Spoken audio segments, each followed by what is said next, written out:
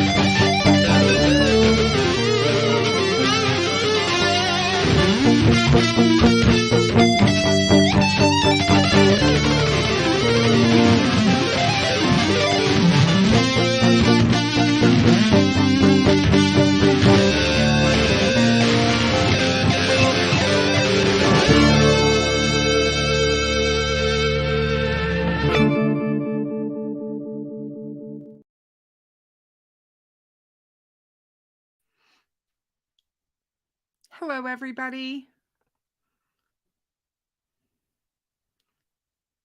How are you guys doing tonight? Happy Tuesday.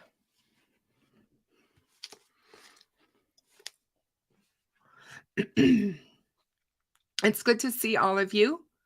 Hey, Lynn. GMB, how are you? Hey, Tech Death, how are you, my dear? Hey, CJK, good to see you. Hi, David. Hi, Sierra. Hey, Rescue All the Dogs, good to see you as well.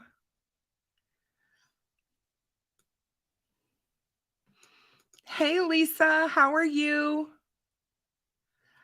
Hey, Jill, how are you doing? Good to see you again.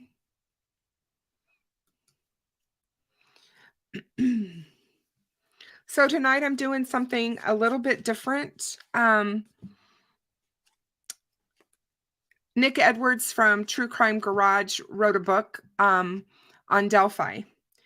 And so I'm going to be reviewing that tonight. We're going to go over, I'm going to share some highlights from the book, and we're going to talk about some of the stuff.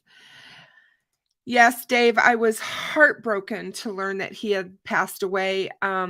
He was a great songwriter. I can't say enough about him. And just an amazing voice as well. Just an amazing voice.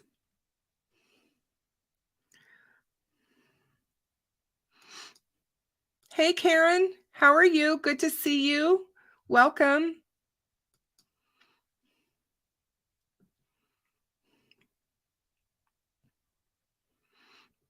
Yeah, Lisa, I know. I think we all could, right? Those of us who've been following it from day one, I think we all could write a book for sure.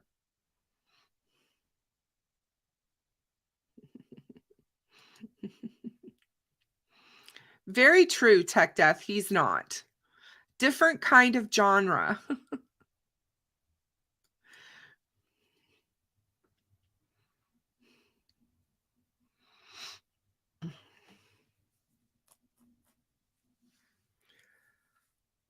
Mm. You guys, if I yawn, please forgive me. I have this last couple days, I have been extremely tired and achy. I don't know if I'm trying to come down with something or what's going on, but yeah, I've been feeling kind of not myself the last couple of days, but you know, I'm hanging in there.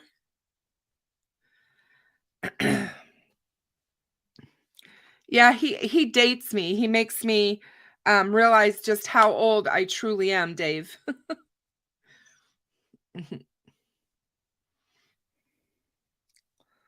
So there, I was in Ruckus's live stream this morning or this afternoon, whatever, this morning.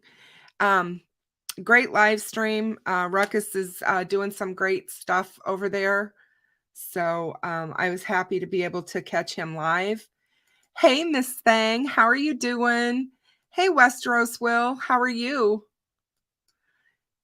Hey, Boston, how are you?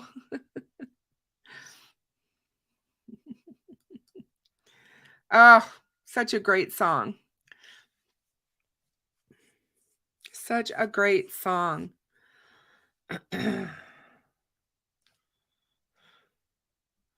Hey, Babs, how are you? Good to see you.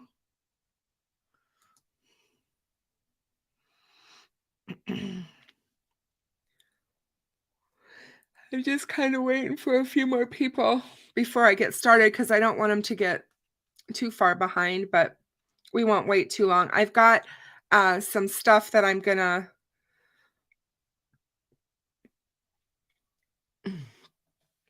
yeah, it's really weird. I don't have a cold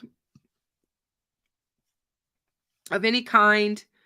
I just am extremely tired and just kind of um oh, Babs, you are so nice. You are so nice. No problem.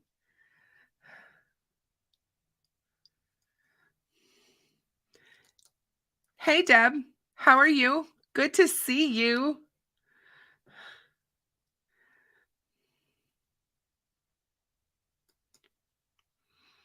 I don't know what you're talking about, Melissa. I haven't heard that.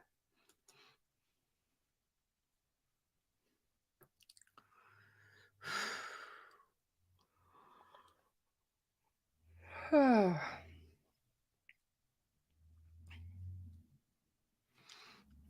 Oh. Hey, Julian. How are you? Good to see you. Oh my goodness. Did we ever? We still are. It's still windy. It's not as bad as it was, but yeah, we did. No, it's not. I try to stay in for that when it's like that. Try not to venture out. Oh no. Who cleaned it up? Who did that? Deb, do you know? Who would do that?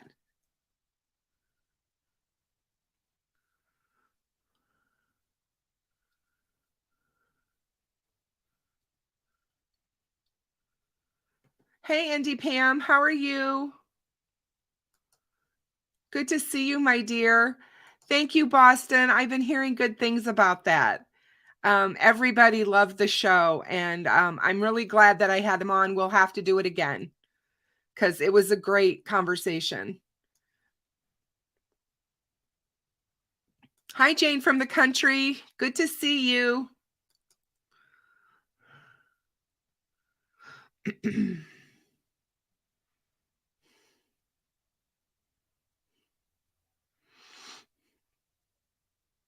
That's just crazy. I don't understand why anybody would disturb that stuff. Yeah, Indy, probably, for sure. That just doesn't make any sense to me.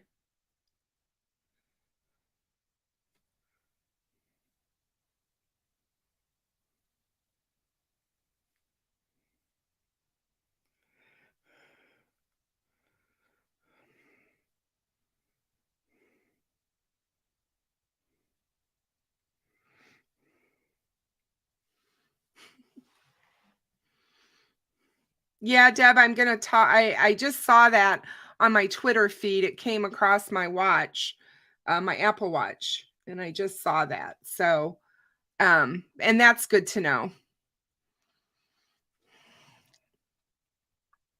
That is very good to know. So, well, let's get started, guys. I got a few things that I want to talk about before we get into the book. Nothing major, just a few things. Ooh. If you guys hadn't heard, and I think we may have talked about this on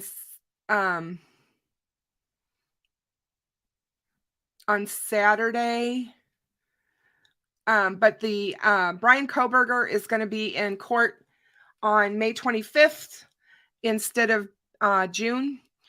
He's coming to court a month earlier than expected. As far as we know, this is a hearing on the gag order that was ordered by the judge. The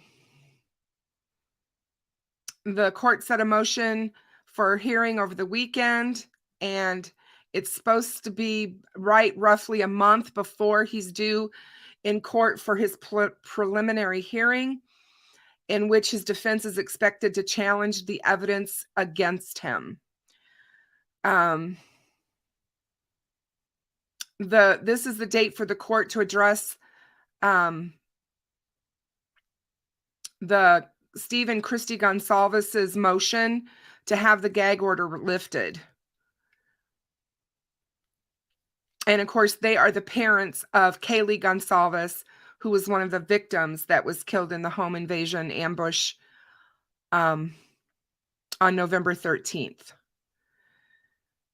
And the magistrate, Judge Megan Marshall, previously said she would not address this motion on the gag order until after the Idaho Supreme Court issued a decision on an appeal from a media coalition led by the Associated Press. And the state's highest court last week dismissed that appeal, finding that it should have been filed in a lesser court. So it will be interesting to see what happens on May 25th. But that's all we can wait for, right? So that was the update on him. And I wanted to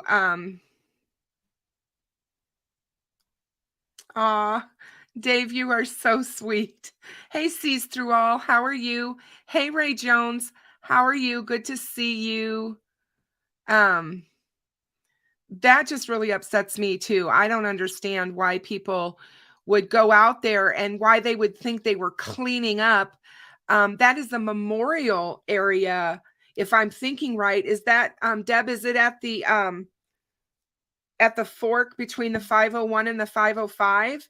Is that where they took it from, or did they take it from over by the parking lot by Freedom Bridge? Because there's a spot there too that has items that are left. Do we know exactly where it was? Because there's more than one. Oh, Dave, I love spiders. I love spiders. Yeah. I love spiders. In fact, I'm seriously contemplating getting a jumping spider as a pet.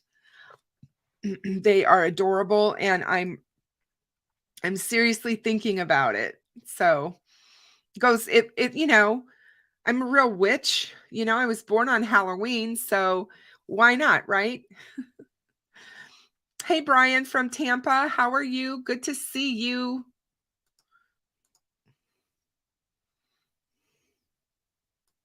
Yeah, I can totally understand cleaning up the trails and trying to keep the trails free from litter and clutter and things like that. Um, but I am like absolutely against them taking those unless, of course, they get to be, ruined by the weather and stuff like that. I could kind of maybe understand that too. But what are they doing with these things? Are they just throwing them away? I mean, I'm just like, oh, Jill, that just makes me so upset. That was such a pretty spot. I have a great, that must be right there under the sign for the Marion Gerard nature area, because I have a picture of Kelsey leaning down and placing something in that spot. And I know that Randy Gravitt, that's where he puts his pumpkins, and there's always um, great stuff being put there. I just don't I just don't get it. But that's just me. Crazy. So sad, really truly sad. Um I'm sure that you guys all have heard by now um about the killings in Oklahoma. And there is a woman who was a victim of this killer, rapist killer, whatever you want to call him, I guess. Serial killer now. Anyway, she was a victim back in 2003. He served 17 years in prison for the rape of her, and she was 16 years old. And he got out, he got married, and now he has killed 5 teenagers, his wife, and himself after missing the start of his trial on child porn charges. The Okmulgee County deputies found 7 people dead at the Jesse McFadden's Henrietta home Monday as they were searching for the 2 missing teen girls who were believed to have been traveling with him. The parents of the 2 girls had no idea that this guy had this past.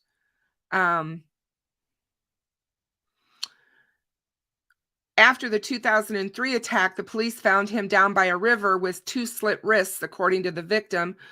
And she said that illustrated his fragile mental state at the time. But they've not officially, I don't think, released the identities or confirmed the identities of the bodies yet, but they did indicate last night that 3 of the dead were likely the missing girls, Ivy Webster, Brittany Brewer, and McFadden. And Janette Mayo, 59 years old, identified 4 other victims Tuesday, stating they were her daughter and McFadden's wife, Holly Guess, and her grandchildren. Riley Elizabeth Allen, Michael James Mayo, and Tiffany Dorr Guess. And the children were friends with the missing girls. And Holly's ex told her he thinks that Holly found out that McFadden might have been molesting one of the girls, and he just flipped. We don't know, but I think it might have something maybe to do with that, something about his trial coming up, because what he screenshotted and what Jesse texted and said to the 2016 victim was, and I quote, "This is all going to be on you." He texted his victim from 2016 and said it was all going to be on her. Just a horrible, horrific crime. And all I can say is this is why we need changes in our laws. These people should not be allowed to get out of jail like this. It's just sad to me. So,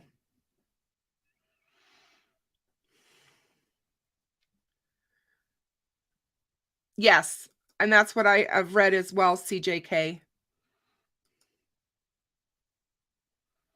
I know, Indy Pam, it just broke my heart. I just can't even imagine the trauma surrounded by all of this. To just have your whole family basically annihilated is just incredibly sad.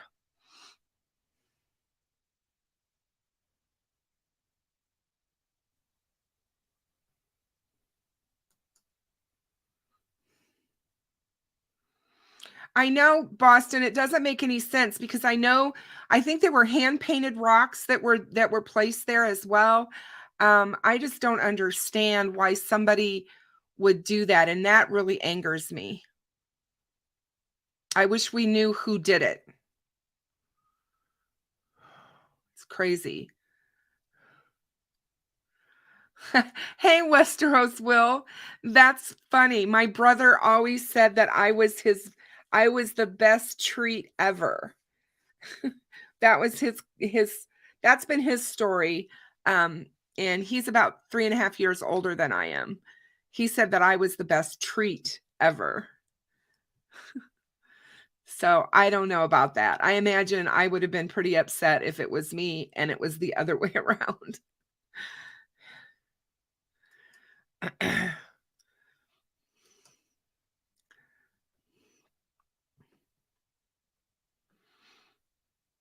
Yeah, it just makes you wonder, doesn't it, CJK, on why he was allowed out.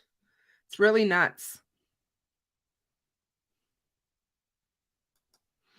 Exactly, Kamala. It's true. It is very true. It is so true. But stuff like this needs to stop happening. I'm so sick and tired of it, really. So I wanted you guys to know, so this is the book. And don't make fun of my bookmark. My son-in-law made me that on his 3D printer. Because as I told you, I'm a witch. But anyway, this is Nick's book. The Delphi Murders. The Quest to Find the Man on the Bridge. And for those of you who don't know Nick Edwards, he's the co-host of the podcast True Crime Garage. And he and his brother, the captain, started the podcast in 2015. And it's something that Nick talks about in the book as to why he did, or why he wanted to. It was his idea to start the podcast, and he wanted his brother to be a part of it, and he thought it was something that they could do together. He opens the book with a really good introduction, and it talks about himself. It talks about how he ended up covering true crime, how the podcast, basically came about. And he also talks about the Carroll County Comet. And I thought that was, hold on a second. This book is not cooperating with me tonight. Okay. And I thought that was a good place.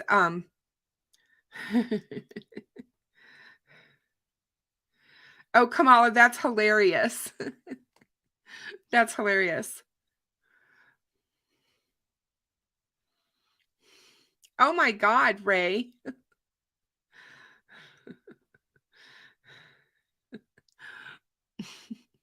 It can take a long time.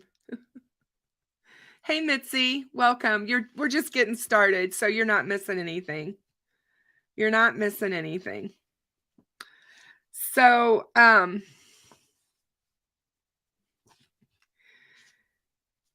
he basically states that he has a subscription that arrives in his mailbox every Wednesday to the Carroll County Comet. And he enjoys reading the paper and staying up on the local news. And they also post every week a little corner about the girls. There's like a tribute that focuses on the justice for Abby and Libby. And it features pictures of them. He also talks in the introduction not only about Abby and Libby, which this really touched me and really made me happy he did this, but he also talks about Flora and the Flora fire. And he talks about the fact that Kiara, Cariel, and Kiani were killed in that arson fire.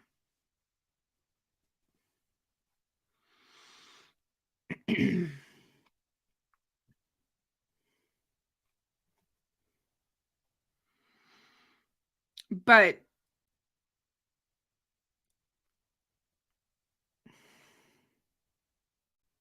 he just thinks it's amazing that they, the Carroll County Comet does what they can to keep the 6 girls' names out there, and basically letting people know that they all 6 need justice. It also has the state police arson hotline and the Abby and Libby tip line. And he said that Nick and the captain are from Ohio, and they grew up there and near Columbus. And what's interesting is Nick talks about how in 2017, all the billboards that were put up across the country regarding the murders, and how he recalls seeing those billboards that went up stating seeking information. And he said that, law enforcement was hopeful that that the public would be able to help them with this case, obviously. Otherwise, why would they put out a billboard seeking information? And I thought that was very observant. It's not uncommon for billboards to be used, you guys, in unsolved crimes. It happens all the time.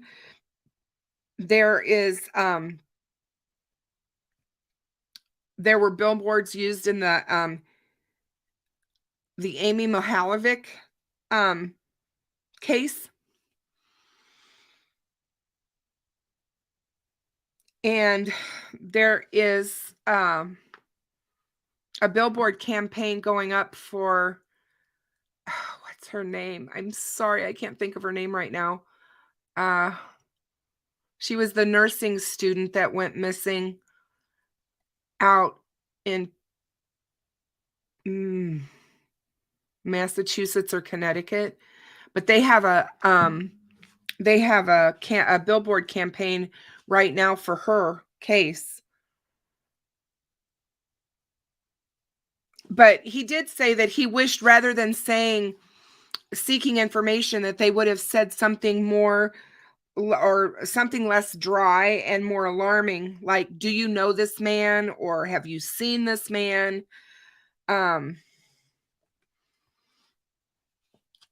Because he said that he didn't think it. Thank you, Tech Death, Mara Murray. He said that he didn't think it was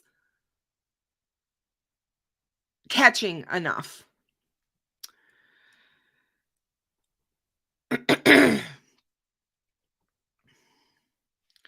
So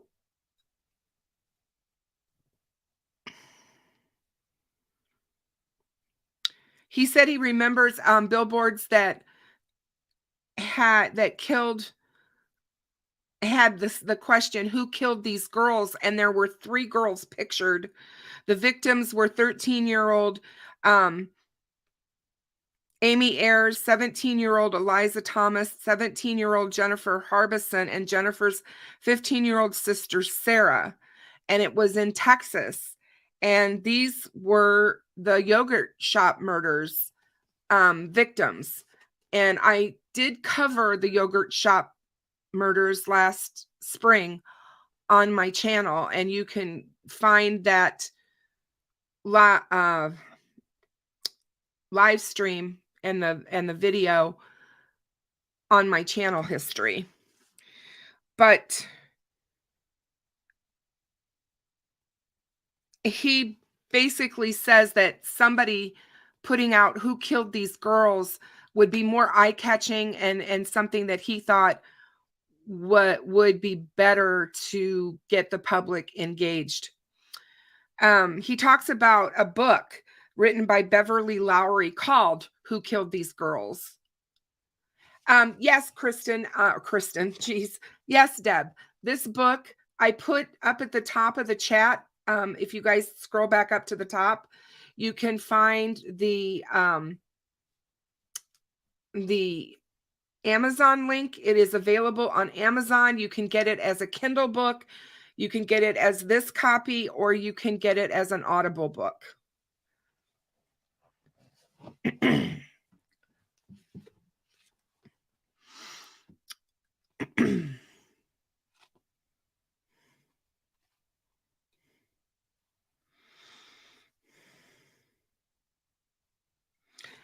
One of the things that he talks about in the introduction is he talks about how when he's going to tell the story of the Delphi murders, he's going to be also referencing other cases.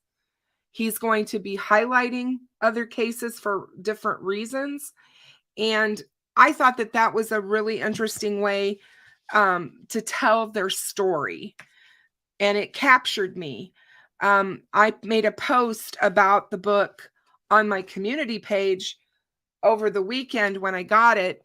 And basically the fact that once I started reading it, I couldn't put it down. So I pretty much read it till I was done with it. He also references many true crime books. Some of them are absolutely wonderful books. I have a few of them myself. Hey, Fig. How are you, my dear? I hope you are well. Yep, I've heard that already, that people thought the Audible book was fantastic. So I'm an old school girl. I have a Kindle. I wanted the hard copy so that I can put it on my true crime bookshelf behind me with my other true crime books. So I wanted the actual physical copy in my hand. And then who knows, someday I may actually get to meet Nick and he can sign it for me. So, for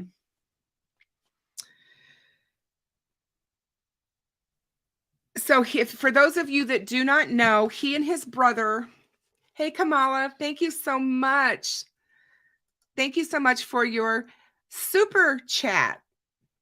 I super appreciate it. Thank you so much. It is so worth it. So Nick Edwards is a podcaster, a true crime podcaster, and a co-host of True Crime Garage. This podcast is huge. And I'm going to talk about that in a minute, but he wrote the book with Brian Whitney, and Brian Whitney is he's a versatile writer. He's a premier advocate, a landscaper, and homeless outreach worker. He's co-authored books called The Supreme Gentleman Killer and My Son the Killer. He's been featured on various media outlets, including Newsweek, Esquire, GQ, and Inside Edition. He's also been on Dr. Phil and Dr. Oz. And he appeared at CrimeCon in 2019. And he's considered a true crime expert as well. Now, Nick is just a really great guy. But he is, if you listen to their podcast very long, you will soon learn that Nick does most of the research for the cases that they cover. He is an ardent victim crime advocate. He's a researcher. He loves to research. And the True Crime Garage podcast went global. They have had some of the largest podcast episodes of all podcasts, and Delphi was their first. So it wasn't their first, but it was their first after he stopped working and doing the podcast full time. He is a founding board member of the Porchlight Project in Ohio, and this is a nonprofit based group that provides free private investigators, DNA testing, and media support for unsolved cases of abduction and murder. He's also on the board of all the Lost Girls, which is a nonprofit seeking justice for strangulation cold cases. And in the United States since 2014. And he has contributed to and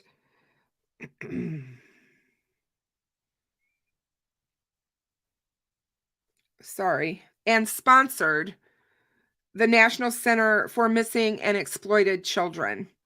So he does a lot besides just doing his podcast.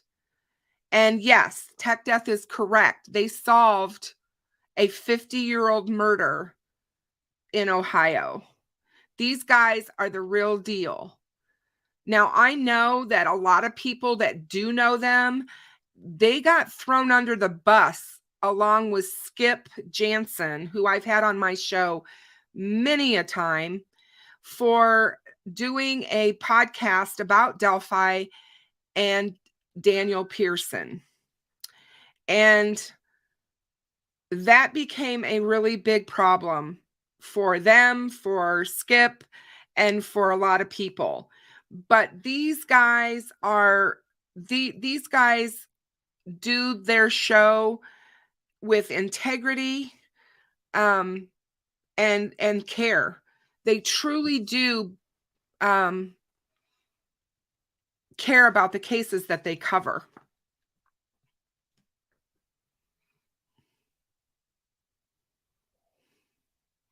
Hi, Corgi Mama. How are you? Oh, that's interesting. Yeah, I don't know. I've been told I should narrate books. I don't know. I think I would like it because I love reading. So, yeah, you guys, you really do need to check out True Crime Garage if you've never listened to them. They cover so many great cases, and they always put the light on cases that some people have never heard of. So it's important. Their dad was a detective. So they grew up in a house with law enforcement. So they have that angle as well, which I think is brings a lot to his book. And as he talks a lot about his childhood and what got him started around the age of 10 into true crime. And he talks about the Amy, I hate her last name, you guys. I don't hate it. I just wish I could pronounce it. Amy Mihalovic.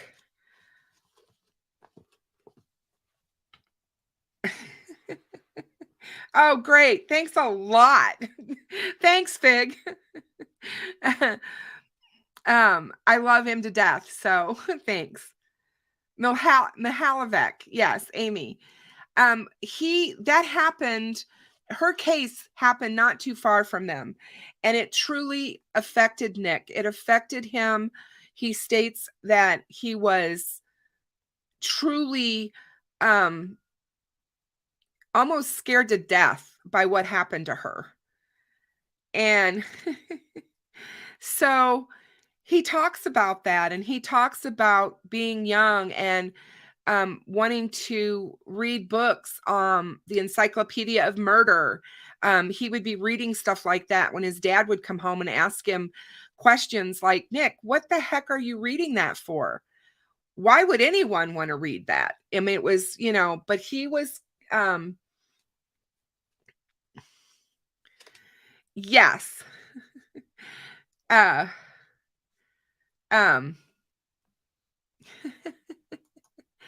Hey there. How are you, Captain?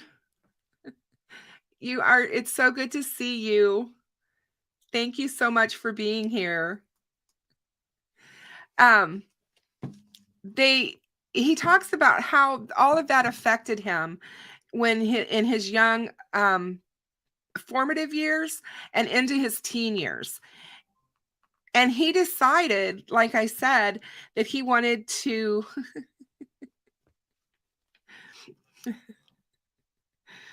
you always make me laugh. But he decided that he wanted to do this podcast. And so he asked his brother, the captain. And it's funny because he talks about how they don't really publicize their brothers, although they have mentioned it publicly before. But he talked about it in the book and said that they are. And a lot of that is because they have such a different vibe on the podcast. And if you listen to them, you'll see what we mean, or what I mean by that. And people go back and forth with their bantering. And so I think that that's kind of interesting. But you know how brothers are. I mean, one day, they're giving each other crap about stuff, and the next day they're best buds. So I think that that's probably how these two are together. Nick talks about the captain and how an amazing musician he is, which he is, you guys. He has a YouTube channel as well, dedicated to his music. And Captain, if you'll drop that channel for me, you are welcome to do so, because I would like people to be able to listen to your music. He goes on to say that his brother could play pretty much any instrument, and that they used to play together in rock bands. So they have that history as well. I was really wondering when I first got this book and I started to read it, I was like, so what is how's he going to tell this story, and how's this going to work? Because obviously the story hasn't ended yet, right? So I was kind of apprehensive, but I have to tell you, I think Nick did an amazing job with this book and how he covers the case.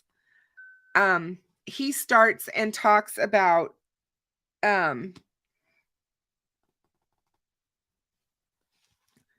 what led him to write the book the way he did. As I told you, he broke the book down into, he talks about different cases throughout the book, and he talks about different crime books, true crime books. He talks about different detectives in the book. He talks about John Douglas and how John Douglas is like the best ever.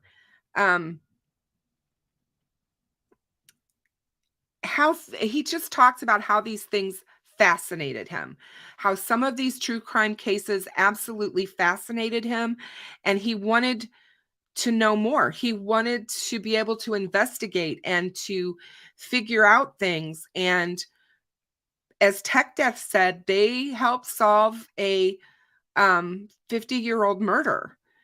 These guys are the real deal.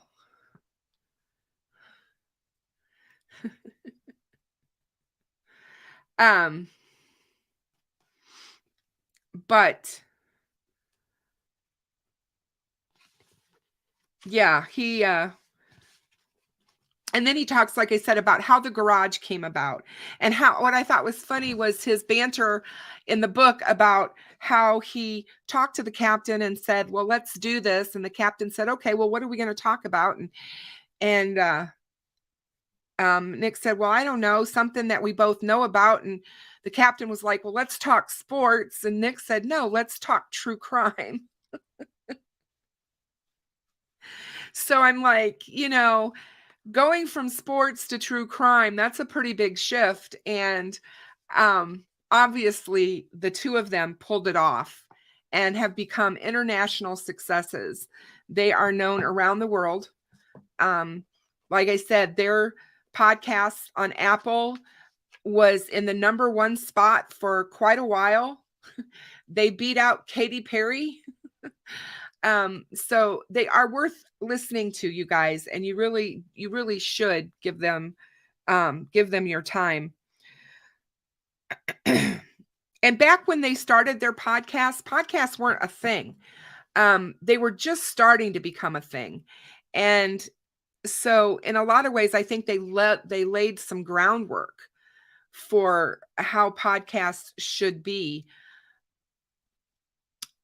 And, Nick talks in the book about how on the podcast they do, they always have an IPA, I think it is, that they are featuring on their show every week. And he talked about the beer that they drink and stuff. And that's funny, Fig. And so he explained that, we've talked about it before on my channel, that, this stuff that we talk about is heavy. It's very heavy. And it's, he actually thought true crime was going to become a fad. I think it has. I actually think it's worse than a fad. I mean, it's exploded, right? You do too. I've heard you say dude. Don't you say dude? But anyway, in the book, the captain does say dude. And he's like, let's do it. Let's do this whole true crime thing. And he said, but what are we going to call it? And Nick was like, well, I was kind of thinking True Crime Garage. And the captain says, that's the dumbest name I've ever heard. So I thought that was poetic as well, because I had the captain on my show a year ago this spring, and with Skip Jansen. And one of the things about him that just cracks me up, and I was talking to Fig about this earlier, is that he is very opinionated and he is very straightforward. He shoots from the hip, you know what you were going to get when you have the captain around. He doesn't put on airs. He just tells you straight up what it's like. So that's how the garage basically came about. And they didn't have any sponsors in the beginning, and all of this. And they put out their first podcast, and it was a hit, and they couldn't believe it. It's kind of like when you start a YouTube channel and you don't know that, you don't think anyone's going to listen to you, and then you find out that people actually do. Although I can't even compare myself to them because I'm like a postage stamp compared to them. But yeah, I really love both of them. They're great guys. And their coverage of their cases is exceptional. So when he talks about the case of the Delphi murders, he talks about how it wasn't a big deal in Ohio at first. And and thank you. Same thing. And he talks about how where he was, and we've talked about this. Where were you when you heard about this case? Where were you guys when you heard about Delphi? And Nick talks about that and where he was and how this case resonated with him as soon as he knew that there was something that happened to them that was horrific. They hadn't just gone missing. They had actually been murdered. And not only that, but there was video and audio of the killer. It's like he couldn't believe it. And that is what really hooked him. Once that, and we've all talked about that over the years, that we think that that's one of the reasons why this case went viral in the way that it did, was because you don't usually get photos of the killer, video of the killer, and audio with the killer's voice. That just doesn't happen in true crime. And that was one of the things that sealed it for him. He was hooked, and he had to know everything. He wanted to know all the details, everything he could. And of course, there wasn't much coming out. As we all know, law enforcement has held everything so close to the vest in this case. And so he just started, talking about it and looking and reading things. And he even brought up to the captain that he wanted to do a show on Delphi. And the captain was like, there's not enough to do a show on Delphi. We don't know enough. There's not enough information out there. And so they didn't. But still, Nick was invested. And I'm not sure, the captain would have to tell us when he became invested in the case, because I know he is very invested in this case. But, Nick talks about dreams in his book, and how this case, he started dreaming about this case. And, oh, you did? Well, you didn't do it right away though, right? You didn't do the podcast about Delphi right away, right? You waited a little while. And then you did it.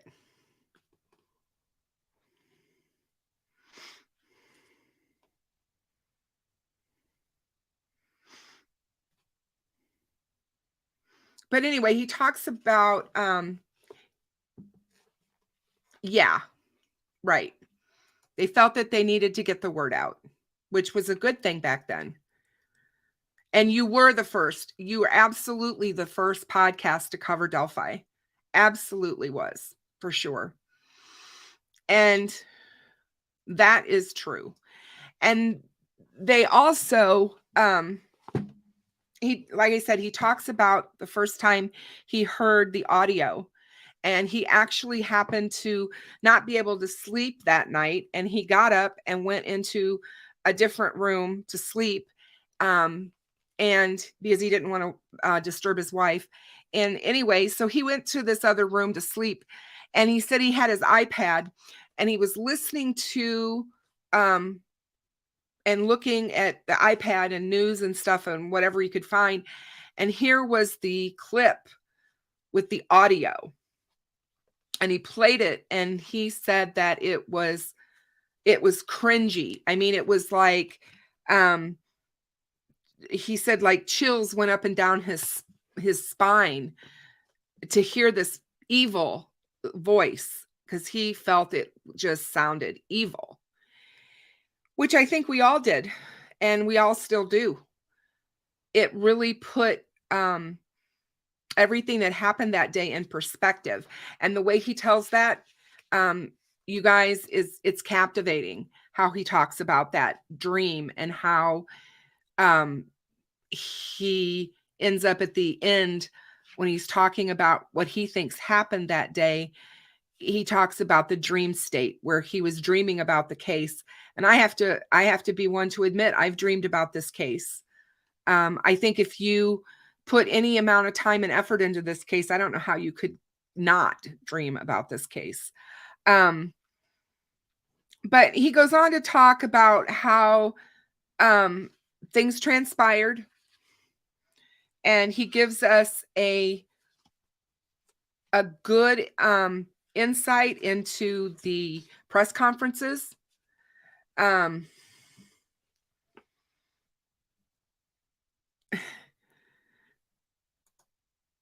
Hey, the girl with the Reba tattoo, how are you? Yes, Sierra. I remember listening to them in the beginning too. I think they're great. The captain says he really feels the book is the story of all of us that got hooked on trying to solve the Delphi case. Exactly. I kind of felt that way when I was reading it. Like I said, I couldn't put it down. I didn't want to put it down. It was,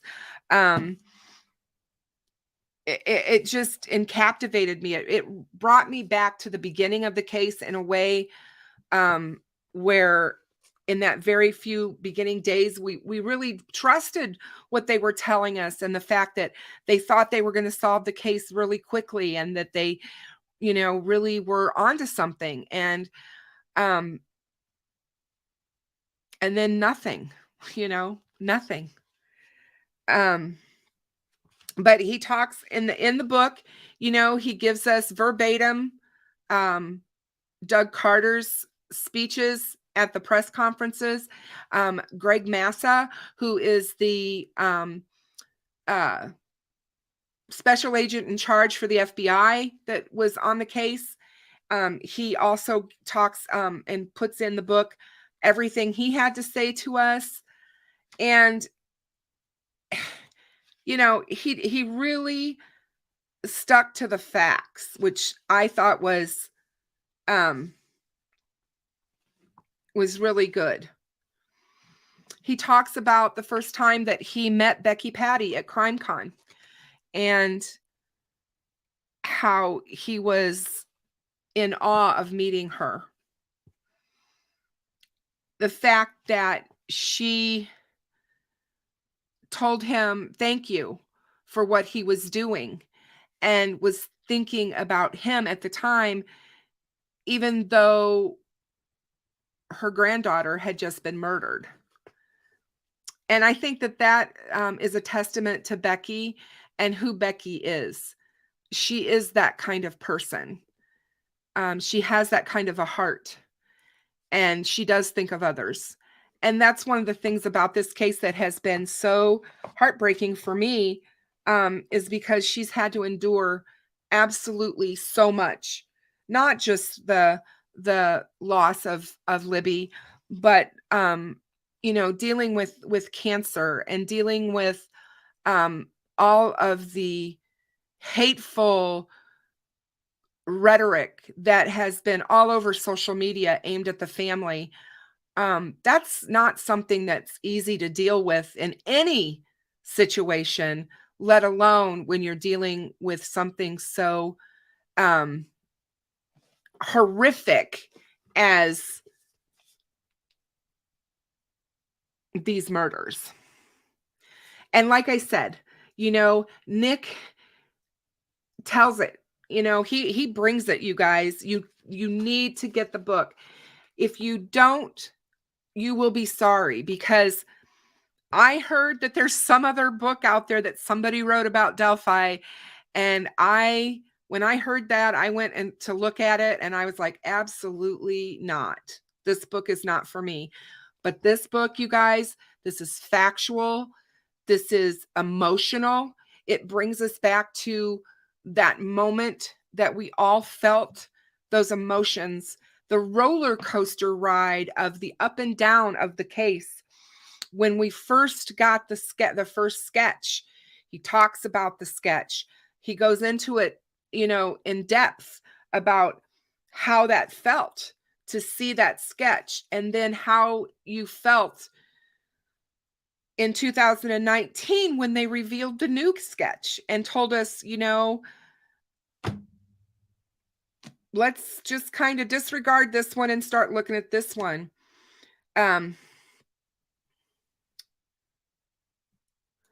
He believes anyone that was at that park was on a list. Oh yeah, I'm sure that that's true. A list somewhere. Hey Sharon, how are you, my dear? Thank you so much. Captain, thank you so much for your support. I so appreciate you. Truly, absolutely appreciate you. So one of the things that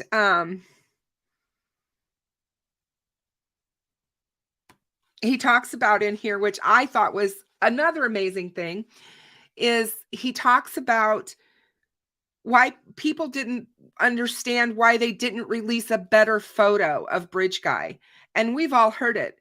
We've had podcasters, we've had content creators on YouTube, we've had Reddit posts and subs just, littered with people screaming about why did they not release a better photo from that video. Well, Nick talks about that extensively in the book. And one of the things that I love about him is that he tells it like it is. I mean, he's like, there's people out there that think they saw Bridge Guy carrying a big giant teddy bear and that he hung dolls from the trees and all this stuff. And he basically tells you that that's BS and that didn't happen. And again, I think that that's one of the things that I love about him. In the telling of his story, he debunks a lot of the crazy that we have heard around this case. The fact that, he makes a point of saying that people thought Bridge Guy had a puppy in his pocket. He talks about all of these things that we've all thought about and talked about. And some people have talked about too much, perhaps. But he's respectful in how he tells the story. And I wouldn't expect anything less of him because he is a professional. And you can tell when you listen to them that it's all about being professional in the telling of their story. So, like I said, I was anxious, and I couldn't put it down, and I kept going and going, and it just gets better and better because it leads you back to all the different things that you may have forgotten that went on way back then, and how, why some of the things may have happened in the way that they happened. He talks about POIs in this book. He talks about the main POIs that law enforcement talked about. He doesn't really go off too much, on other ones that people brought up, which I was happy that he didn't do. Yeah. And I like this because they wanted him to write more as an expert, and he wanted to write the more personal side, if that makes sense. And he did. He hit it out of the park. Please make sure you tell him that, because I think this book is going to do very well. I will be really surprised if he doesn't sell a lot of these, because as more people find out he wrote a book and more people know that this is out here and do talk about it, more people are going to want to read it. And it is more of a personal feeling of how these things affected him. And because, like I said, him being the son of a detective, he had this law enforcement background in his upbringing. And he knows how things work to a degree. And maybe that does make him an expert in some way. But at the same time, I think in any time we tell a story, and especially about true crime, it really helps to put a personal spin on it, because you have to bring those victims to life. You have to make people understand that they're not just a victim. And this isn't just about bodies or murderers. This is about real people with real lives and real feelings. And Nick does that.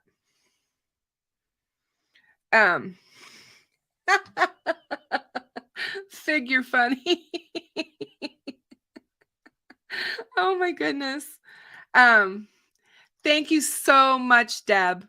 I'm going to start posting it. I've got Perry's book on all my live streams, and I'm going to put Nick's there with it.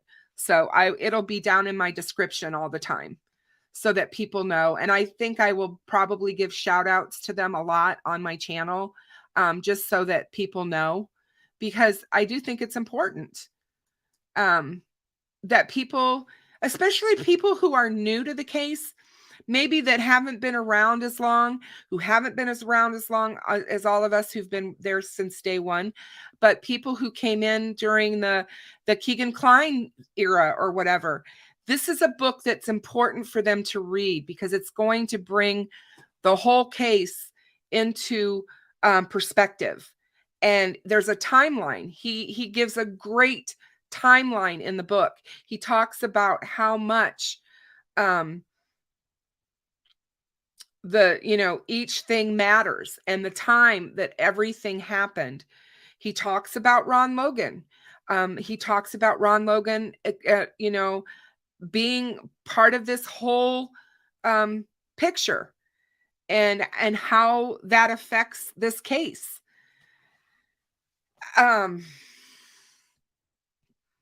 Oh, Stephanie, please don't get me started. The people that are doing things around this case to hurt it is just beyond.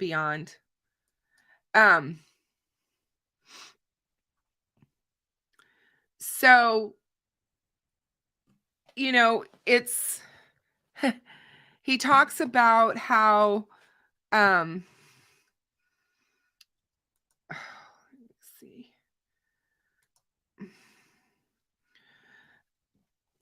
He talks about how, what was I going to say?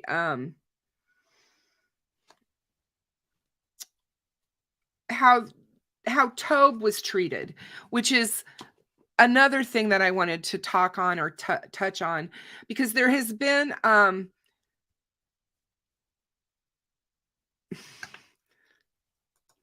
thank you. I didn't want to go there.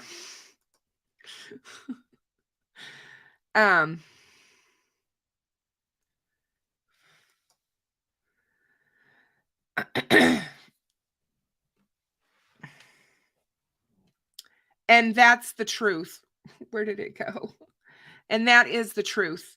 My point with that whole scenario was that anybody that would place themselves in the middle of a crime scene by stating that they were there needs to be looked at and vetted as a possible POI immediately, no matter who they are.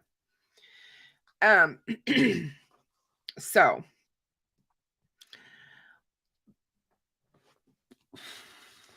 where was I? Tobe. He talks about Tobe Lesenby, the sheriff, and how he was treated and how people looked at him as kind of like a Barney Fife or a just kind of like a guy who really didn't have it all together. And I'm glad he brought that up too, because yeah, I may not have always liked the things that Tobe Lesenby was doing or saying around the case, but I never lost respect for him. I do believe he wants this case solved, and I believe that it matters to him greatly. I do believe that it matters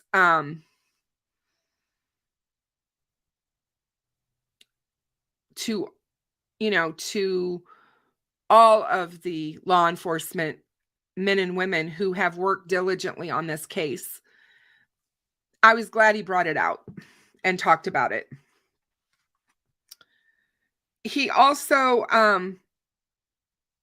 like I said, he really talked about John Douglas a lot in the later part of the book. And I can't say enough. You guys know how I feel about John Douglas. I don't know how anybody could not. The man is an amazing detective. He has a very, very good critical mind. And I wish you could jump on too. Do you want to come on? I'll give you an invite. If you can, it's right here.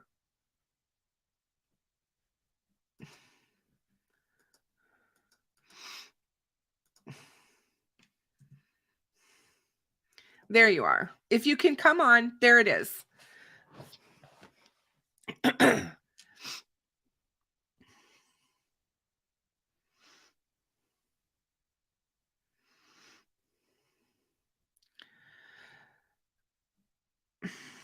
That is absolutely not true. So I disagree with you 150%.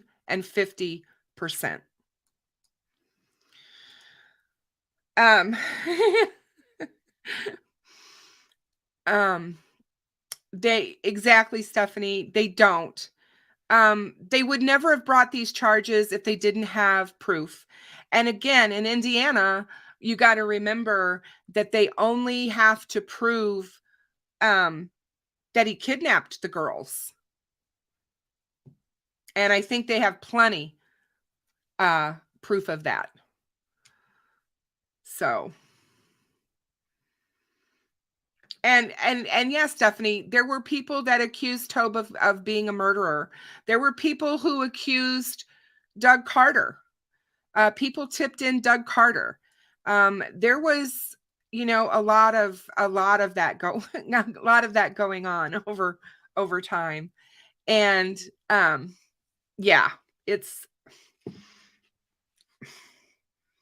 he gets into talking about the possible DNA that law enforcement may have, and that we don't know, because we don't know everything. And so it's okay, take your time, my dear. You're welcome to come up you take your time. And we just don't know. They may very well have DNA that we're not aware of. He talks about what Bridge Guy was wearing, and that whole scenario about how people, discussed and thought that the clothes and how, did he have a hat on? Did he not have a hat on? What kind of hat did he have? And all of that. And you can't tell in that picture of him on the bridge. And Nick is very good in the book about explaining that. There are certain things that we couldn't tell.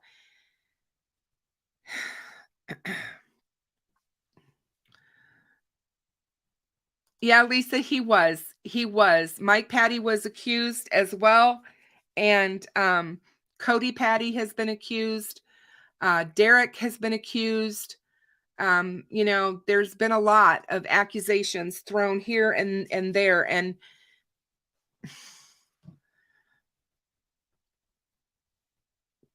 it's just sad.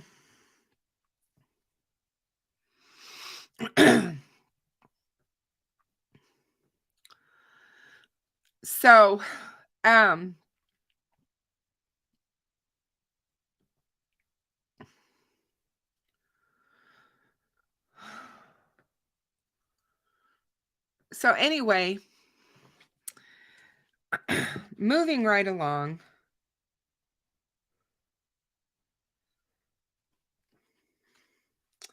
Oh, what was I going to tell you?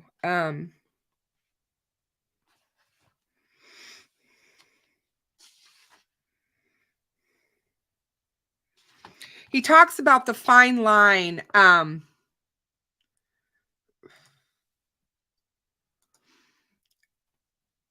between the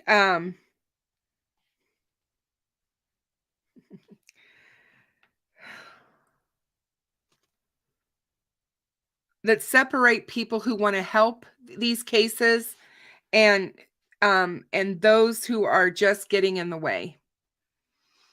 And I think that the people that are getting in the way know who they are, and some are doing it intentionally, and some are doing it for, whatever their reason is. They want to be important, they want to feel important, who knows.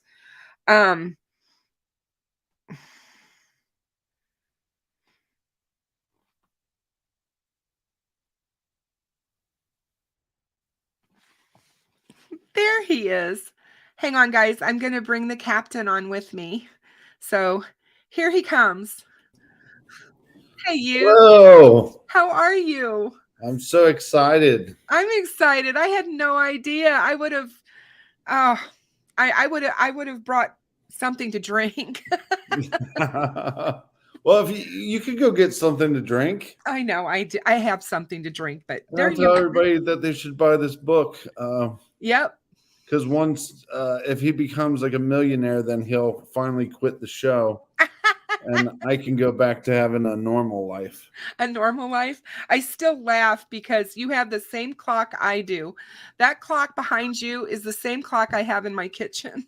Yeah, but I've never put batteries in it. That's so funny. So that is funny. How have you been? Oh, I'm good. It's I think people would be very shocked to know that I didn't know anything about the book. So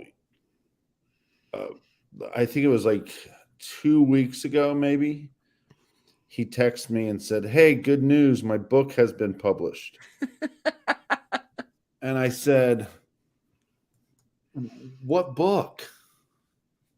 And he go, well, no, I think it was like 3 or 4 days. I just kind of let it go. And eventually I said, "Well, what case is the book on?" And he said, "Delphi." And I thought, oh, well, you could have asked me. You could have talked to me about it. But no, I'm very, very proud of his book. I think it's great. I think he did the right thing. Like I said, they were really trying to push him. See, and Nick could tell the story better than I could because I don't know a lot of the details, but initially a lot of people passed on the book. So, because when a case isn't solved, and it wasn't solved at the time, and they didn't have an arrest at the time when the book was finished. And so all of a sudden, Richard Allen is arrested. Mm-hmm. And these publishers come back and say, "Hey, do you want to, add some chapters? And we now want to buy your book." But they wanted him to go back through the book, because his book is really neat because it's like you were saying, anybody that's got hooked by this case, mm-hmm. Every time there was a piece of information, how did it affect your brain, and how did it affect your heart? And that's the human experience. But they wanted him to go back and rewrite it as if he had the case figured out all along. And he was just like, no, I think this is a good story. I'm going to stick with this one.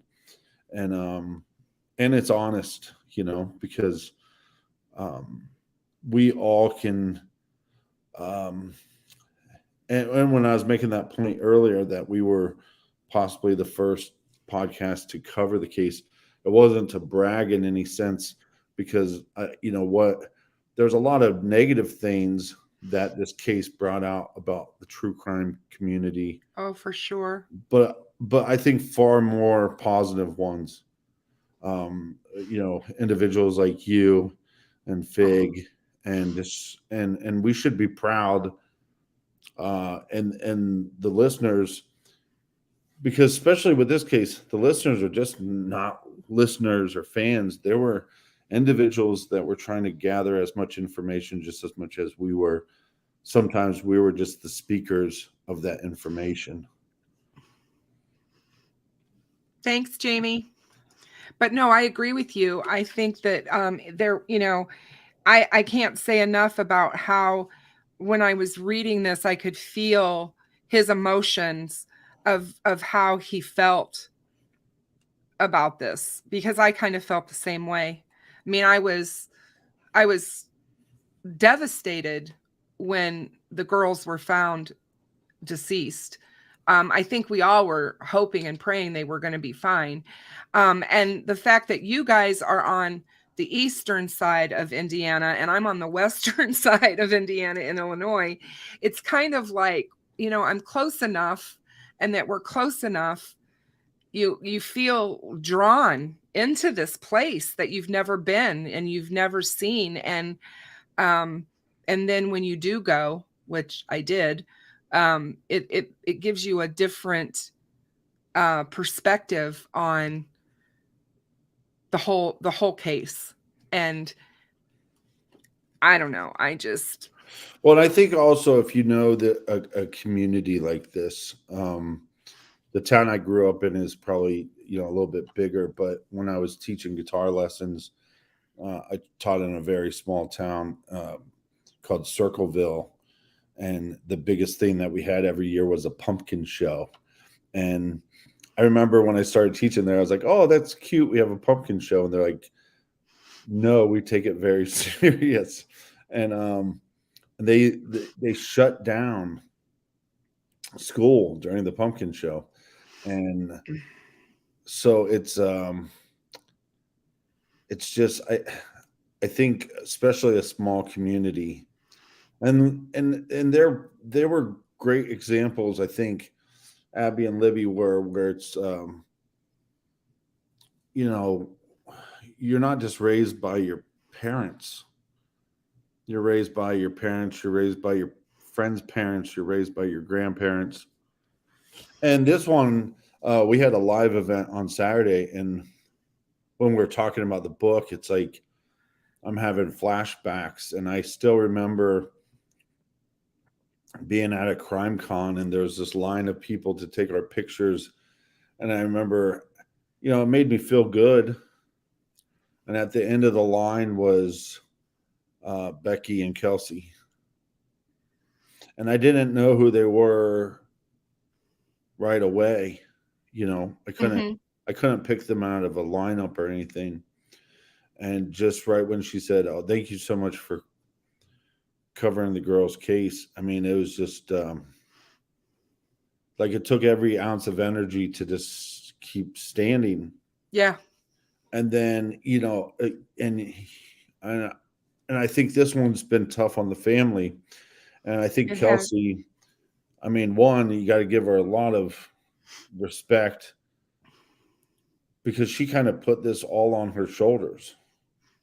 She didn't have to be the spokesperson for the family, and she did. And look, there was times that we put stuff out on our page that she didn't agree with, and there was times that she asked us to take things down, and we did.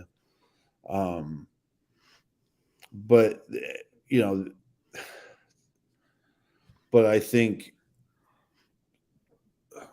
this one was tough too, because there was a podcast side that blew up about this, but especially YouTube. I mean, the amount of channels that were functioning almost daily, where I'm like, is there enough information to put out? But I think deep down, their family knew that these, for the most part, people were trying to help, and like you said, um, the funny thing is, you know, Nick's book's also the best way he can remember it. But see, I believe that I'm the one that said to him, "Hey, have you heard of this Delphi case?" And then, like, right away, we're like, "We got to do an episode," and we both were like, "There's not enough information here," but we did think it was important because there were, like with his picture and everything, that gave us, we had a little bit of a platform, and to be able to take that platform and to plaster Bridge Guy's photo everywhere. Right. And that's what we tried to do. And, but I mean, whoever got hooked on this case, I mean, this still bothers me. Oh yeah. Because, and I know people criticize people for supporting, or they take it as supporting Richard Allen, but it's like Richard Allen is proven he's innocent until proven guilty. Exactly. If that bullet casing was found in between the girls and that matches his gun, it's pretty damning evidence, especially Yep. when you've told law enforcement that nobody's ever borrowed that gun, Exactly.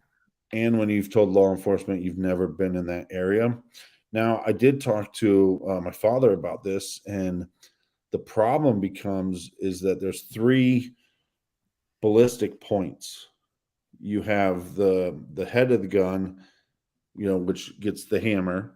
Then Right. it goes through the chamber, and then the shell is kicked out. So you have 3 points, and the weakest one, as far as scientific goes, is the casing. So that's going to be something that law enforcement has to go up against. Right. And then my father said this, which I was fascinated with.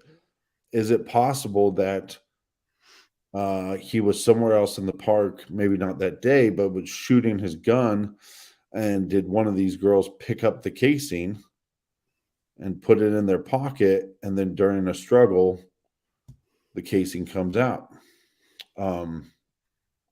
I think they're going to have more evidence, as they go through trial. I think it's not going to just rest on this shell casing, but Oh no, I think they have a lot more evidence than we think they do.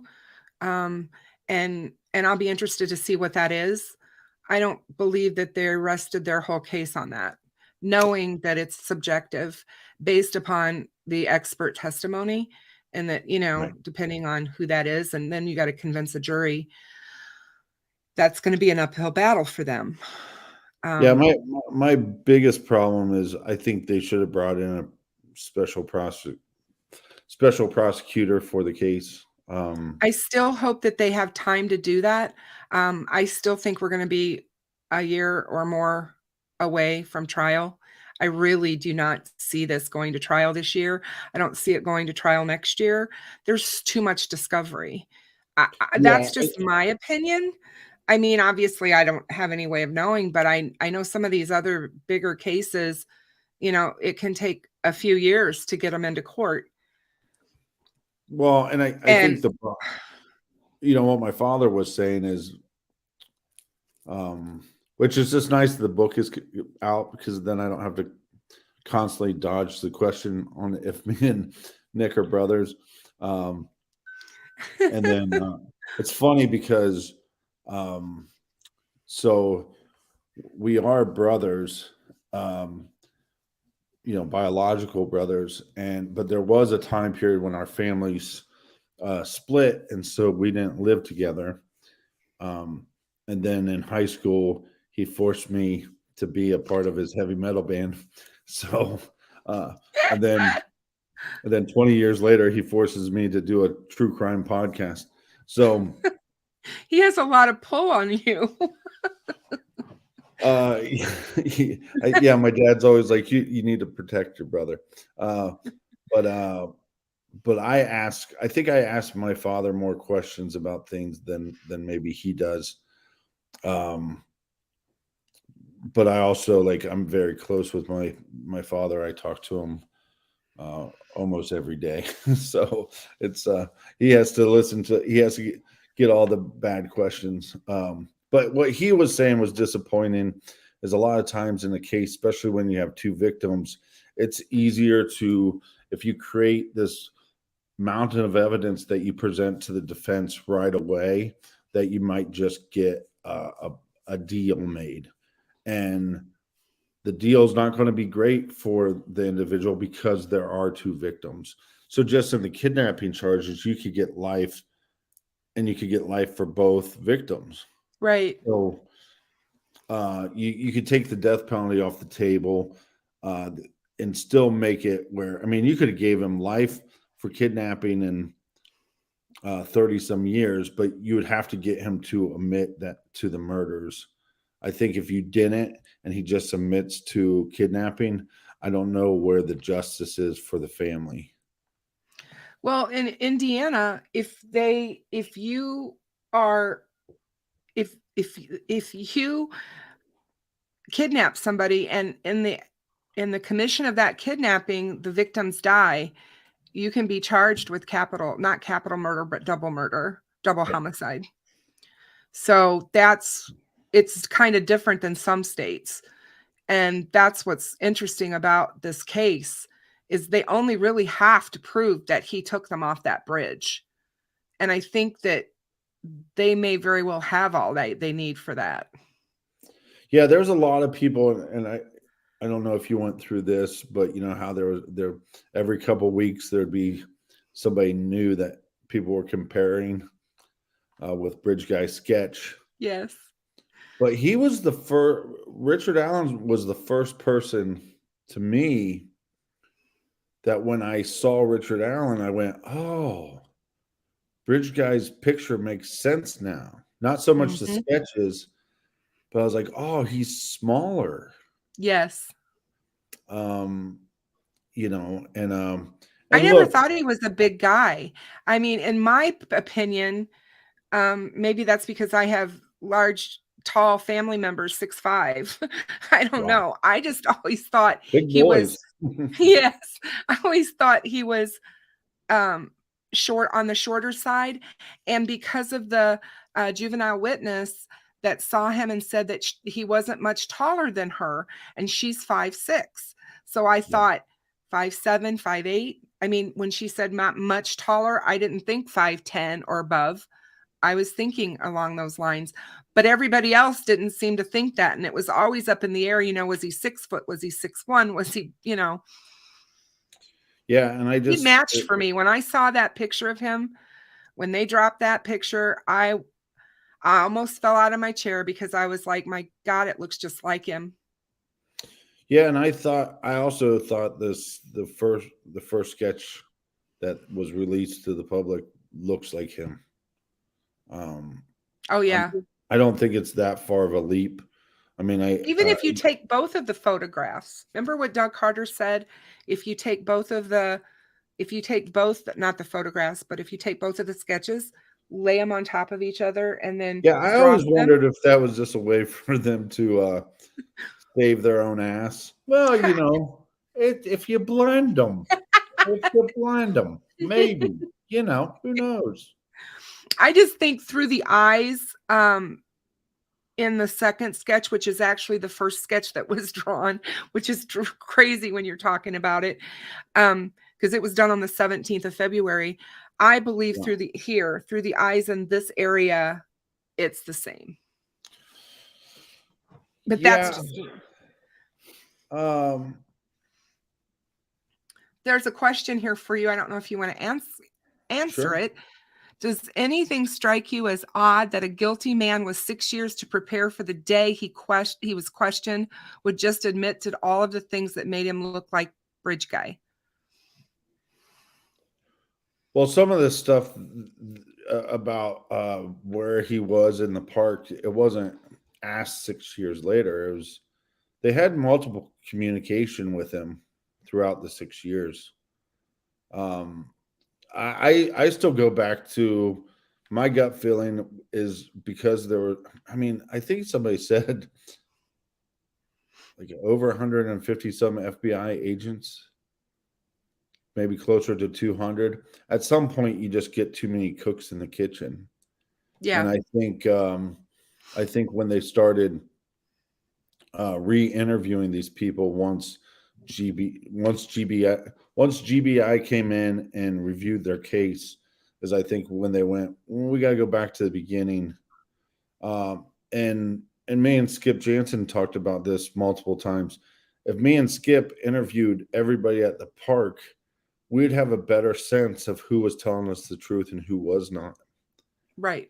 But if I go interview somebody and come back to the station and you go, hey, did you talk to Richard Allen? Oh, yeah. He was very cooperative. And I think the devil was in the details. I think if they started comparing the details within these people's reports, that they would start going, well, Richard's story doesn't line up with Pearson's story, and look, the guy Duke that came on your show that said, does the book blame Pearson? I've stated this multiple times. I don't regret the intention of the episodes. I do regret the way in which we did it. One, we never had to call him DP. We could have called him eyewitness. And that's a mistake. And we're humans and we make mistakes.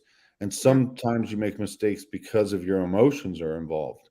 And I really felt like what information I was given. I think the other problem too was, Skip Jansen at the time was 100% thought that DP was involved somehow. And so he's the one that I got a lot of information from, but we're supposed to be interviewing him and he just kind of clammed up. So then I'm extracting all this information from it. So it came off as I believed everything that he was telling me.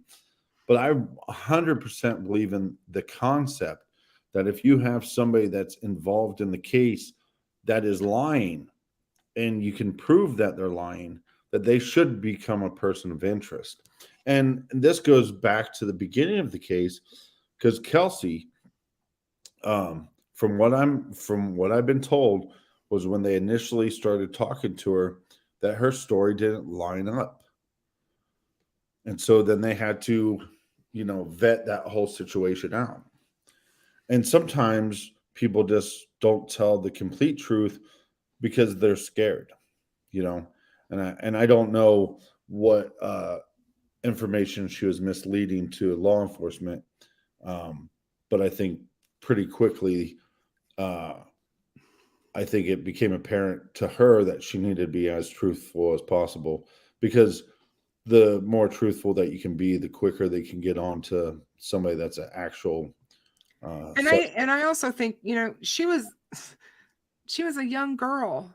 Yeah. She wasn't an adult. She was an emotional wreck. She had just suffered some of the most god awful trauma that one could, go through. So, just to give her the benefit of the doubt, I don't know that she was purposely leading them astray or whatever, but maybe she just couldn't remember things the same each time she was telling it. And I can kind of understand that just from the emotional trauma she would have been under. But you are absolutely right. In my opinion, anybody that places themselves within a crime scene at the time that the crime was committed needs to be looked at as a POI.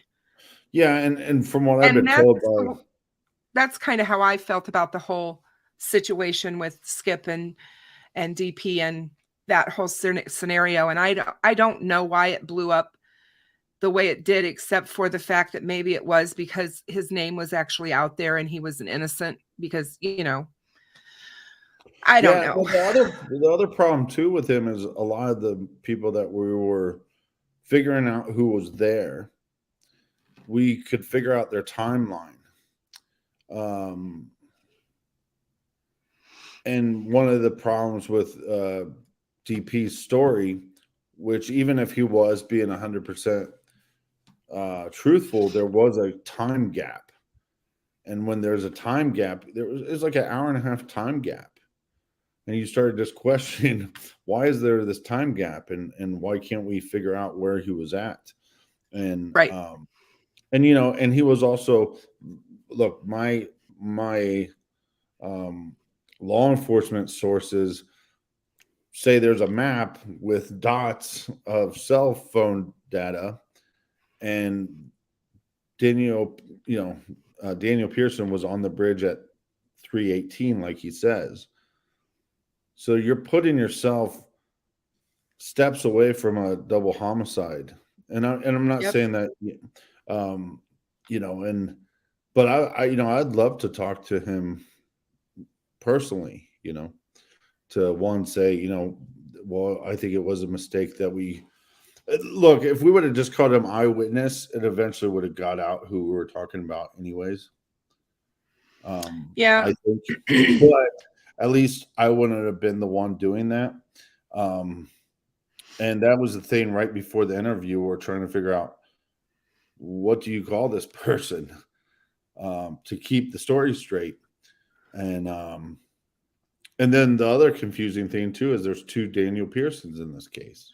Yes, I know. I mean, this case has so many twists and turns in it.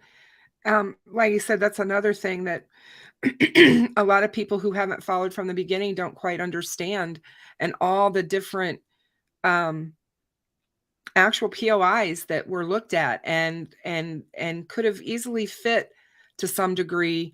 But again, I go back to, you have to be able to take the person that you think did this and place them at the bridge with the girls that day at that time. And you can't just pull people out of hats and say, well, this guy is a murderer, so he fits the bill, let's put him there. Doesn't work that way. I think the other conversation that has been happening is who has the right to talk about these cases. And I know that there's a push from some families to say, well, the families are the ones that should be the gatekeepers. But I 100% disagree with that. And Nick will tell you, I'm the first person that if we could stop the podcast somehow, I'd be the first person to stop it.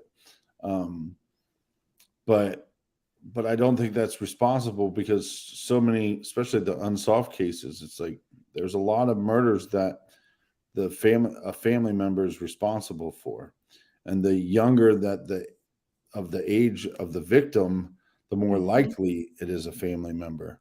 So, these are news stories. Look, I didn't agree with everything that everybody said about this case. But I think it becomes a double-edged sword, because in the beginning, people always ask for help us. And then when you start helping them, sometimes they come back and they want to criticize or critique what you're doing. And I think, as far as, I hate the term like creator, because I'm not creating anything. We're covering cases. We're trying to shine light on cases, especially cases that nobody's ever heard before. And that's why I prefer unsolved cases, because I feel like we're actually doing some good by maybe putting out information, getting people talking.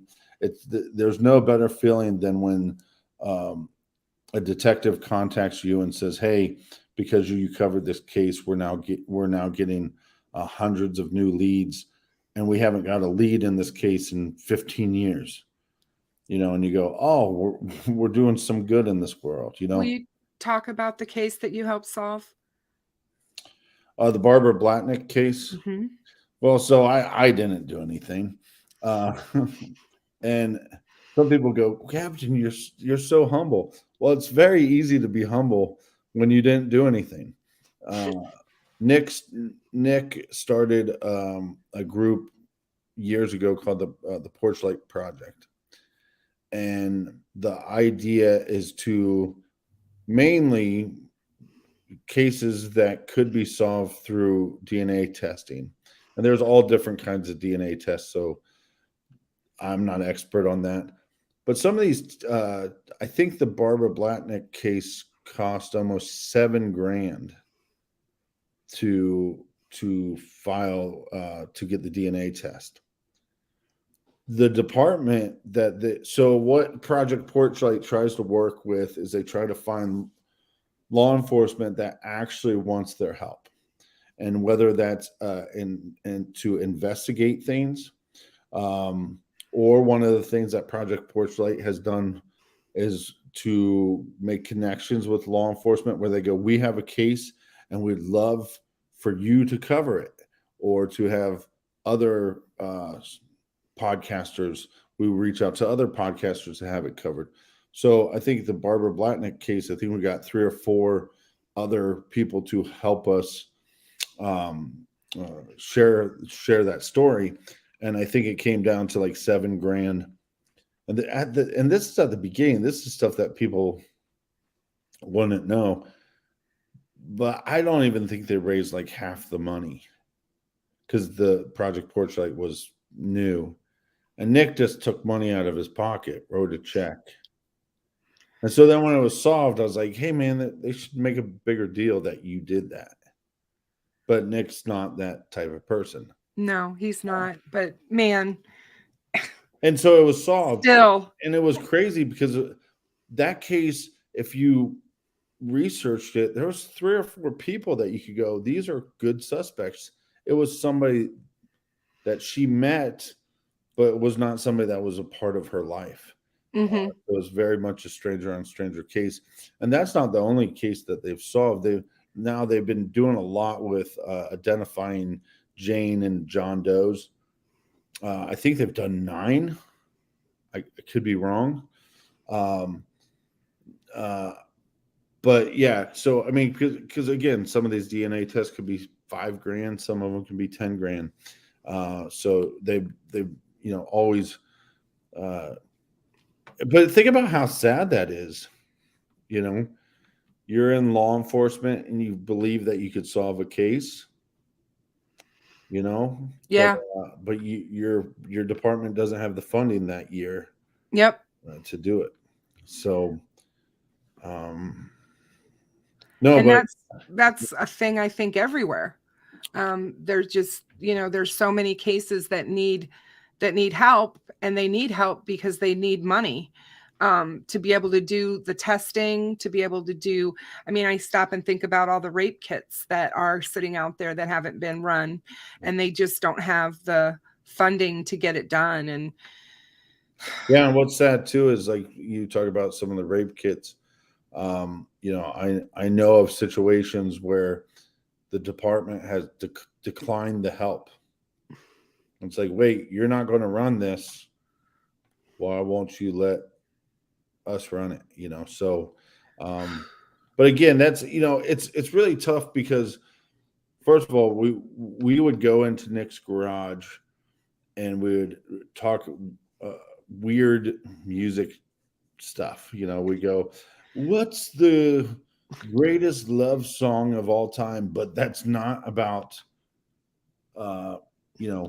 girl to guy love, but like maybe love for a child or love for a father. Would pose like some question, and then 2 hours later, we'd be debating which is the best song, or who's the best guitar player that's also in a band. Like it's not just like a solo guitar player. And then we'd talk some sports, and we'd always talk true crime.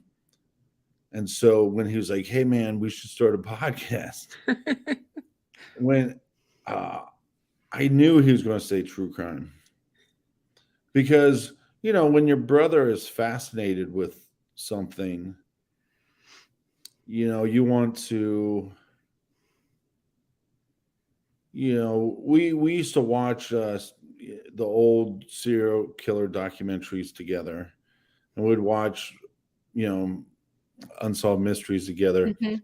And I think he said when he was 10, but it was way before then, because I still remember he was like in probably third grade, and I would have been in second grade, and we were talking about unsolved mysteries on the bus. Mhm. But again, like in his book, he talks about how he's into Bigfoot and Loch Yes. Ness Monster, and that's what we Yes. were into. And then it was more and more crimes. The But Loch like, Ness monster was cool. oh yeah, but when we lived together, uh, like college age, Uh-huh. he had this huge bookshelf that was just filled with true crime novels. And so that was the thing though too, is when he talked about starting the podcast, he always wanted to write a book at some point. So I knew it was coming, but literally so he probably started this whole process over a year and a half ago, and he never mentioned it to me once. That's so funny. But the problem too is, like, so when we started I was suffering with really bad depression, and the show was not helping, and that really sucked, because once we started getting traction, um, I mean, I think it was like within the ninth, 10th, 11th. I mean, I was begging him to quit. Like, I just don't want to do this anymore. And he's like, well, why not? I'm like, because this is making my life awful. And then you're getting negative comments online, Yeah. but now I'm very grateful that I pushed through it, because I think I've learned a lot about myself in the process. But It's hard to cover this stuff day in and day out. Like, even though you're not online, I'm online more than you are. I think I do 3 a week. You guys do a case a week, sometimes maybe a case over 2 weeks, right? mhm. And so that, but it's still, no matter, it's a lot, and it takes a lot out of you. It's emotional. And when you're dealing with children, the child cases are just the worst. It was one of Yeah. the things. Well, you were talking about dreams earlier, and Yeah. I'd have this dream that I was on the bridge. And so I was on one side of the bridge, and I could see the back of Bridge Guy.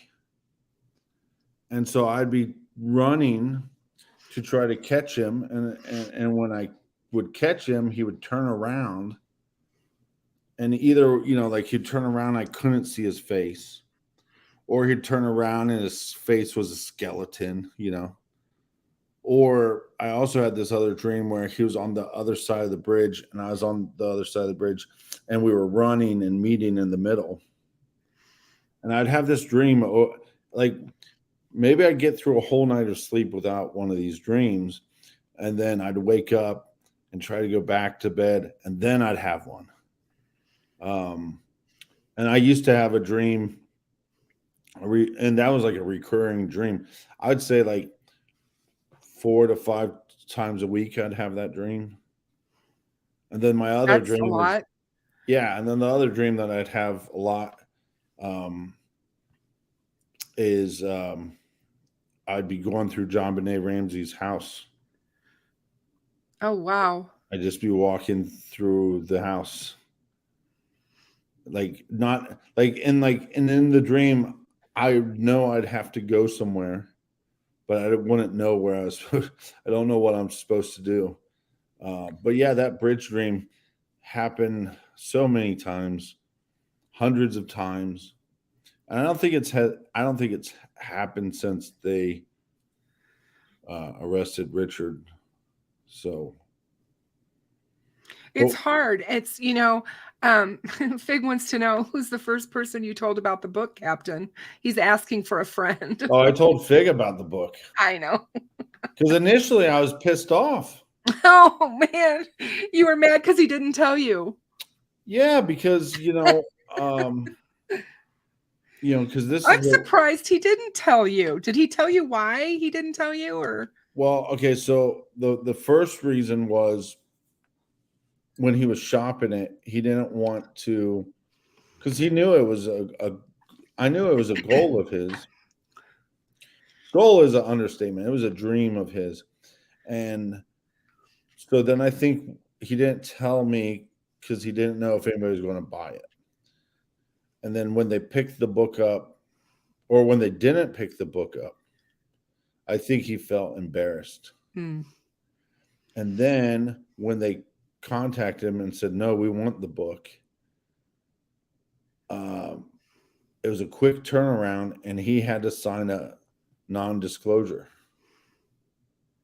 So once you sign that, some people will talk even though they sign a non-disclosure, but Yeah. you shouldn't, because Yeah. and then just like weird stuff, like the book was supposed to come out May 23rd, but somehow the book came out already. But let me show you. I don't know if you can see this. Can you see this? I can. Wait, hold on. To my dude. To my dude. Cheers. Cheers. And that's I love because I don't use the word dude. I am now. But in the book, it was He just so puts funny. it in the book that you did. Like, hey, man. Hey, dude. Hey, dude. And here's the true story about that, though, is we were talking in his garage. And I, for the longest time, helped promote music groups. And so when we're coming up with the name of the show, I said, well, what are we talking about? True crime. Where are we doing at? The garage. We'll call it True Crime Garage. And he goes, that's awesome. And so I also blame myself because after we became True Crime Garage, everybody became True Crime something. True Crime guys, true, whatever it is, there was just like True Crime couples, like a million shows with, and it's weird because there's only a couple shows out, but Nick actually said to me that he thought because of like Serial and everything that he called it to a T. He's like, I bet a year to two after we start, this whole space is going to blow up. The true crime world. Mm-hmm. And it did. And I think it's starting to go down now as far as friends of mine that I know that have had shows that have walked away from their show because it's hard to get traction because the space was just overflowing, I think. But yeah, I think but it was crazy though too, because Nick had sayings when he was like, hey, I think we should do a podcast. He's like, I'm going to have these intros for your character every week, and I'm going to, at the end of the show, I'm going to say, be good, be kind, and don't litter. And I was like, what does littering have to do with true crime? And he's like, no, it's like Bob Barker, because he says to spade and neuter your cats. Yes, spay and neuter your pets. And he's like, it's like that. And I was like, okay. And he's like, then I'm going to have a beer every week. And I'm like, what does beer have to do with? But it's just like he had it all planned out in his mind. And I was like, okay. But Julia says, I hope Nick does not get too famous and stop coming to garage to drink beers and do cool podcast, Captain. You both are the best. Well, no, what's so cool about Nick is we've been offered weird TV shows and stuff. Oh, and, God. You guys would be great on TV. But if it didn't like make sense to him, or they were like trying to pay you nothing to like do a bunch of work. Nick always said, I started this podcast to do a podcast. Like, we didn't start the podcast so we could go on tour. Right. You know what I mean? Like, we don't do a lot of live events, and that's why, because if you do a live event, it takes away from the time. It's a lot of work. You got 6 days to dive into something as hard as you can and put out the best information you can.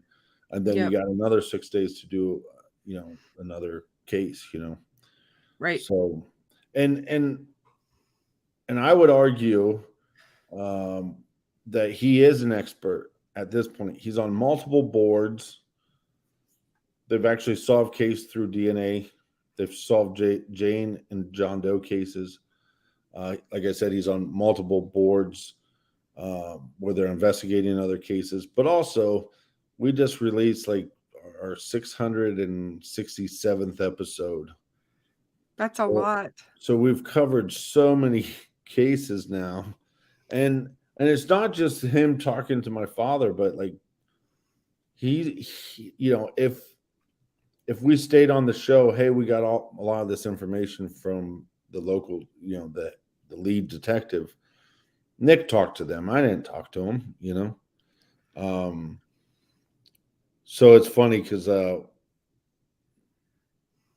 think when they first called Nick an expert, I think it pissed my dad off a little bit. Because he's like, why would they call him an expert? I'm an expert. I'm like, well, Dad, they weren't talking to you. But it also gives, look, my father wasn't around a lot when I was a kid.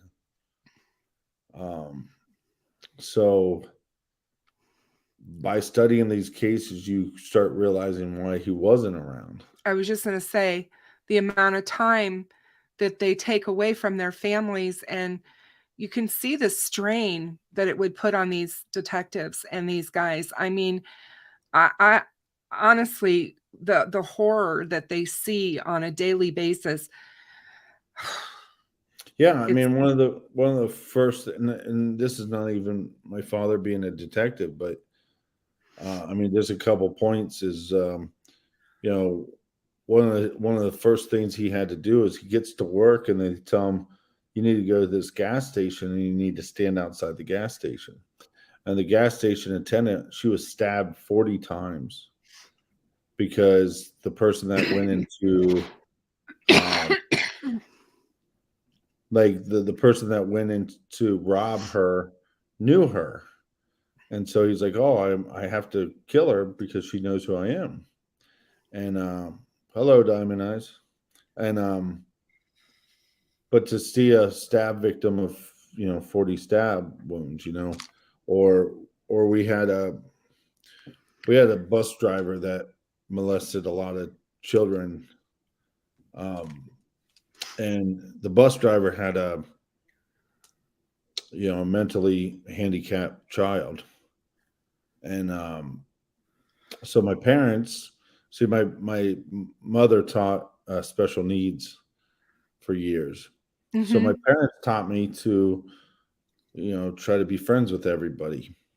And so I spent a lot of time around this kid, but I didn't know his dad was a child molester, And then for my father to be investigating this guy and have to pull me into the police department to ask me if I was ever molested, yeah.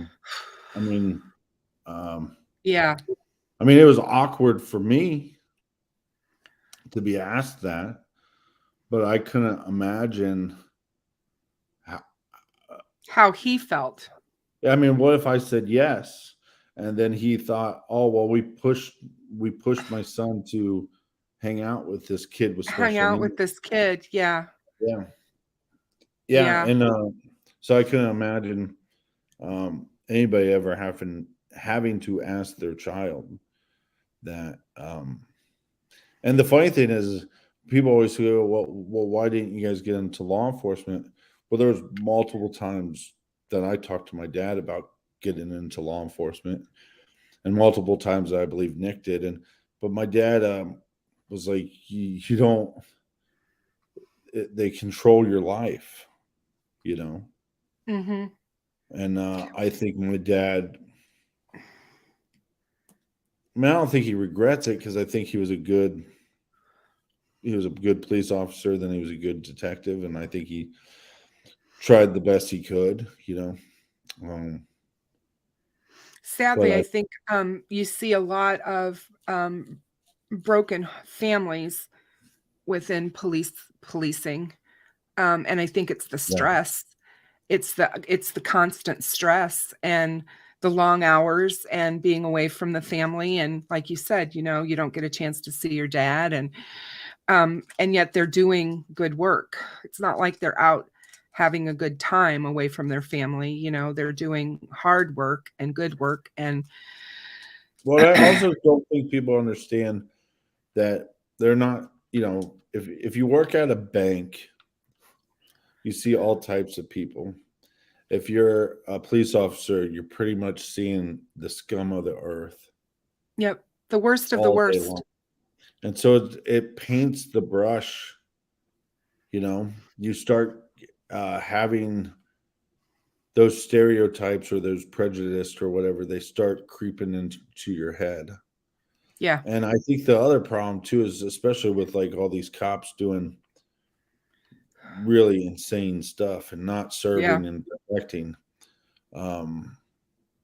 Because when my father got into it, you got paid so much less, and it was a serve and protect your community role. And now Yeah. some of these officers are starting out and they're making more money, and so I think some of them have a power conflict, but I think sometimes when the bad cops were in the news, I mean, my dad would constantly defend them, even if they were wrong. And I couldn't figure this out because I'm like, he's a smart guy. He's a good person. Mm-hmm. How does he not see this as bad? And what I realized was he's not defending them. He's defending himself.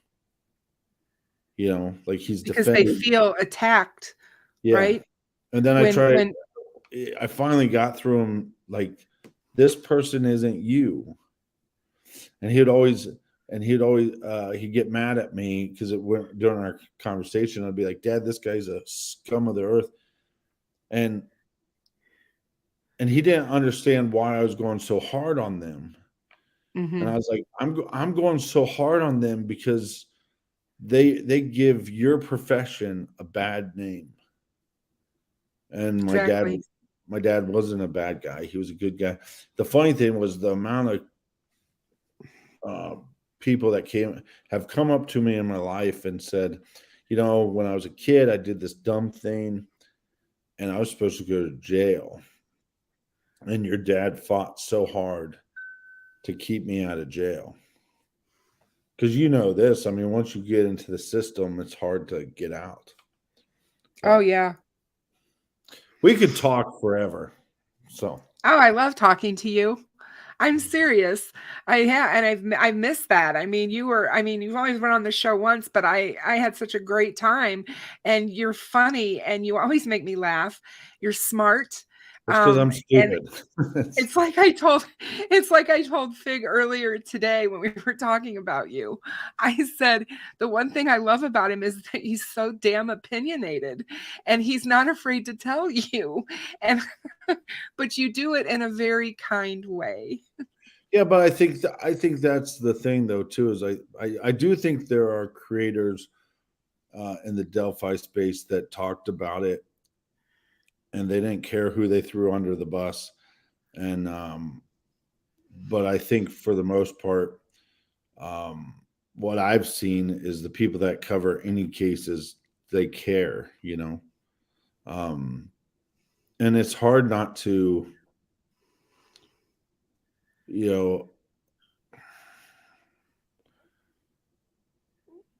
it's a 13 and 14-year-old girl. And I think sometimes we forget how young that is. Mm-hmm.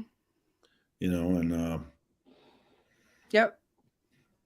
I don't know because we'll never know because we can't go back in time. But I mean, what would have happened if there was no attention to this case? Yeah. Would it ever got solved? It does make you wonder. Although I know there's going to be people that say it took 6 years, so all nearly. But Yeah, but who cares? I mean, it's like you know, there's some cases that are 20 some years old and we don't have answers to. exactly. I mean, the There's West cases that are being found there was another one today, some 50-year-old case that was just solved with DNA. I mean, they just, it happens. Sometimes these cases, I think what people don't realize that it's not a TV show. These cases don't work the way they see on TV or in the movies. And they think that it's just going to be wrapped up, and that if it's not, then it's got to be negligence or because somebody's not doing their job, but I just don't think that it's always that simple. It's not that well, simple of an and answer. and stranger on stranger crimes they're statistically just low, but it's just so much harder to solve them. Um, and how much did Richard Allen know the girls? I mean, we won't know that. We might never No. fully know that. I don't know that we'll ever find out the motive. I really don't. I mean, it's people need to be prepared for that. Sometimes we don't find out what their motive was. Well, again, I think anytime you say anything somewhat positive, you get a backlash, which I wish people would just try to go through their life. Like you said, you go, well, you know where he's coming from. Just try to be honest, because if you're always honest, you don't have to worry about remembering anything. And I can't Exactly. remember anything, so I just have to be honest. But Richard Allen's lawyers, like one is like a used car salesman. He's handsome. He's but he doesn't seem all that bright. And then the other one, the bearded one, he seems that's what I'm afraid of. I am afraid of him. I'm afraid of him going in and telling a story and for the jury to buy it. Isn't that Andrew Baldwin? Yeah, I think that's his name. Yeah, Andrew Baldwin. He's the older one. Yeah, but he's intelligent. Very. And Yeah. I think he believes what he's saying, and that goes a long way. And when you have a prosecutor coming in saying, well, we're charging Richard Allen, but we're not ruling out the possibility that there's another person, you might want to know that before you charge somebody. Yeah. Are you familiar? I'm sure you are familiar with the Idaho situation, the Idaho murders. Oh yeah. Me and Nick got in this big argument about that this week. Oh no. Well, no, because what I was trying to explain to him is they're going to talk with one of the eyewitnesses, right? One of the roommates. And the defense is going to talk to her, have an interview during a preliminary trial. And so Nick was like, well, of course the defense is going to question her and blah, blah, blah.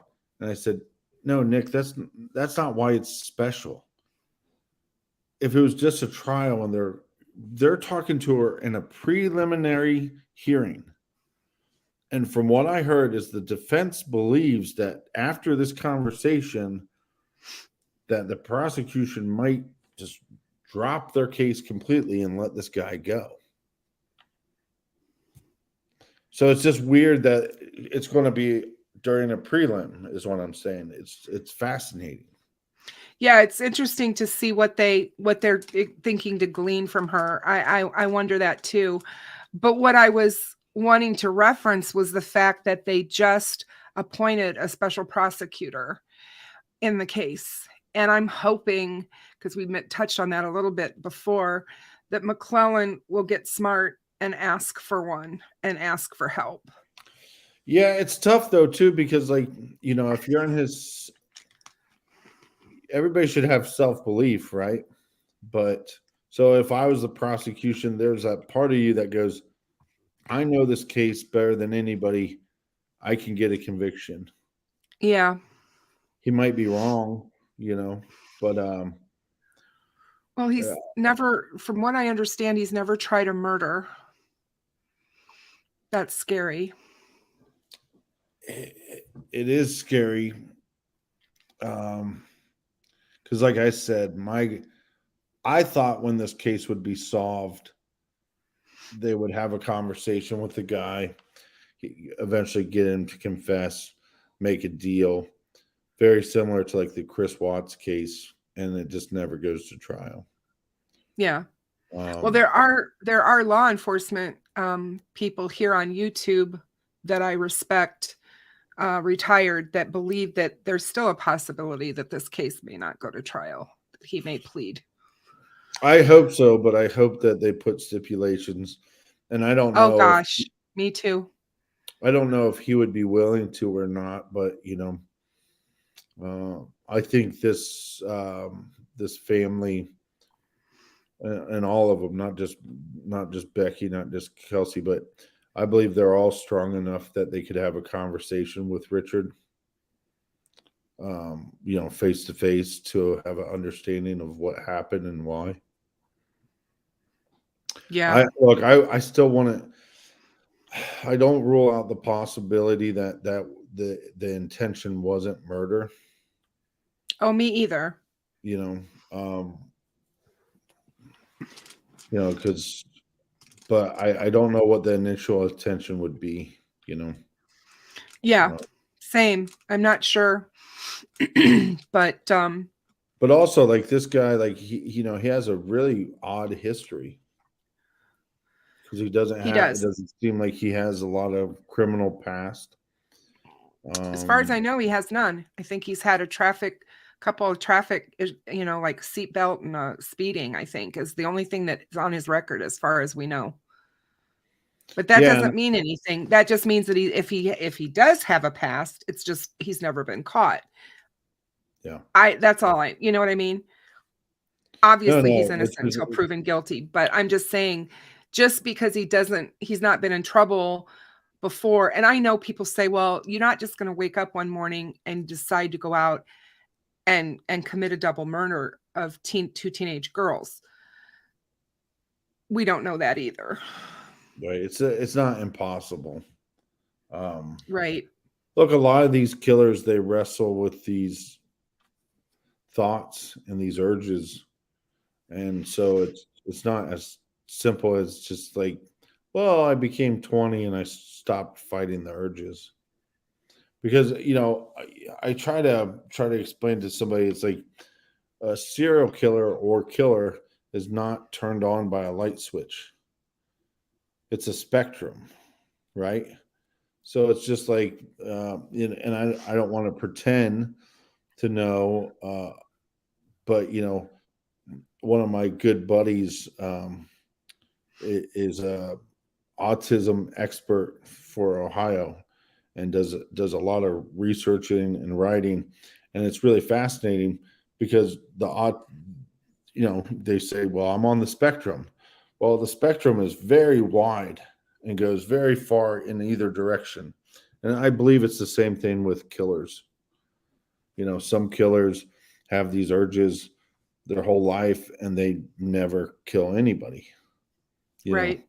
Well, I shouldn't call them killers, but there's people that have these urges their whole life and never commit a crime, and then some. They live in a fantasy, they live in a fantasy world, and at some point that fantasy isn't enough to fulfill them anymore, and they want to bring that fantasy to life. Right. And then again, some killers, there's escalation, and some killers, there's not much, Yep. I know there was a lot of stuff with like Ted Bundy, like being a peeping Tom and stuff like that.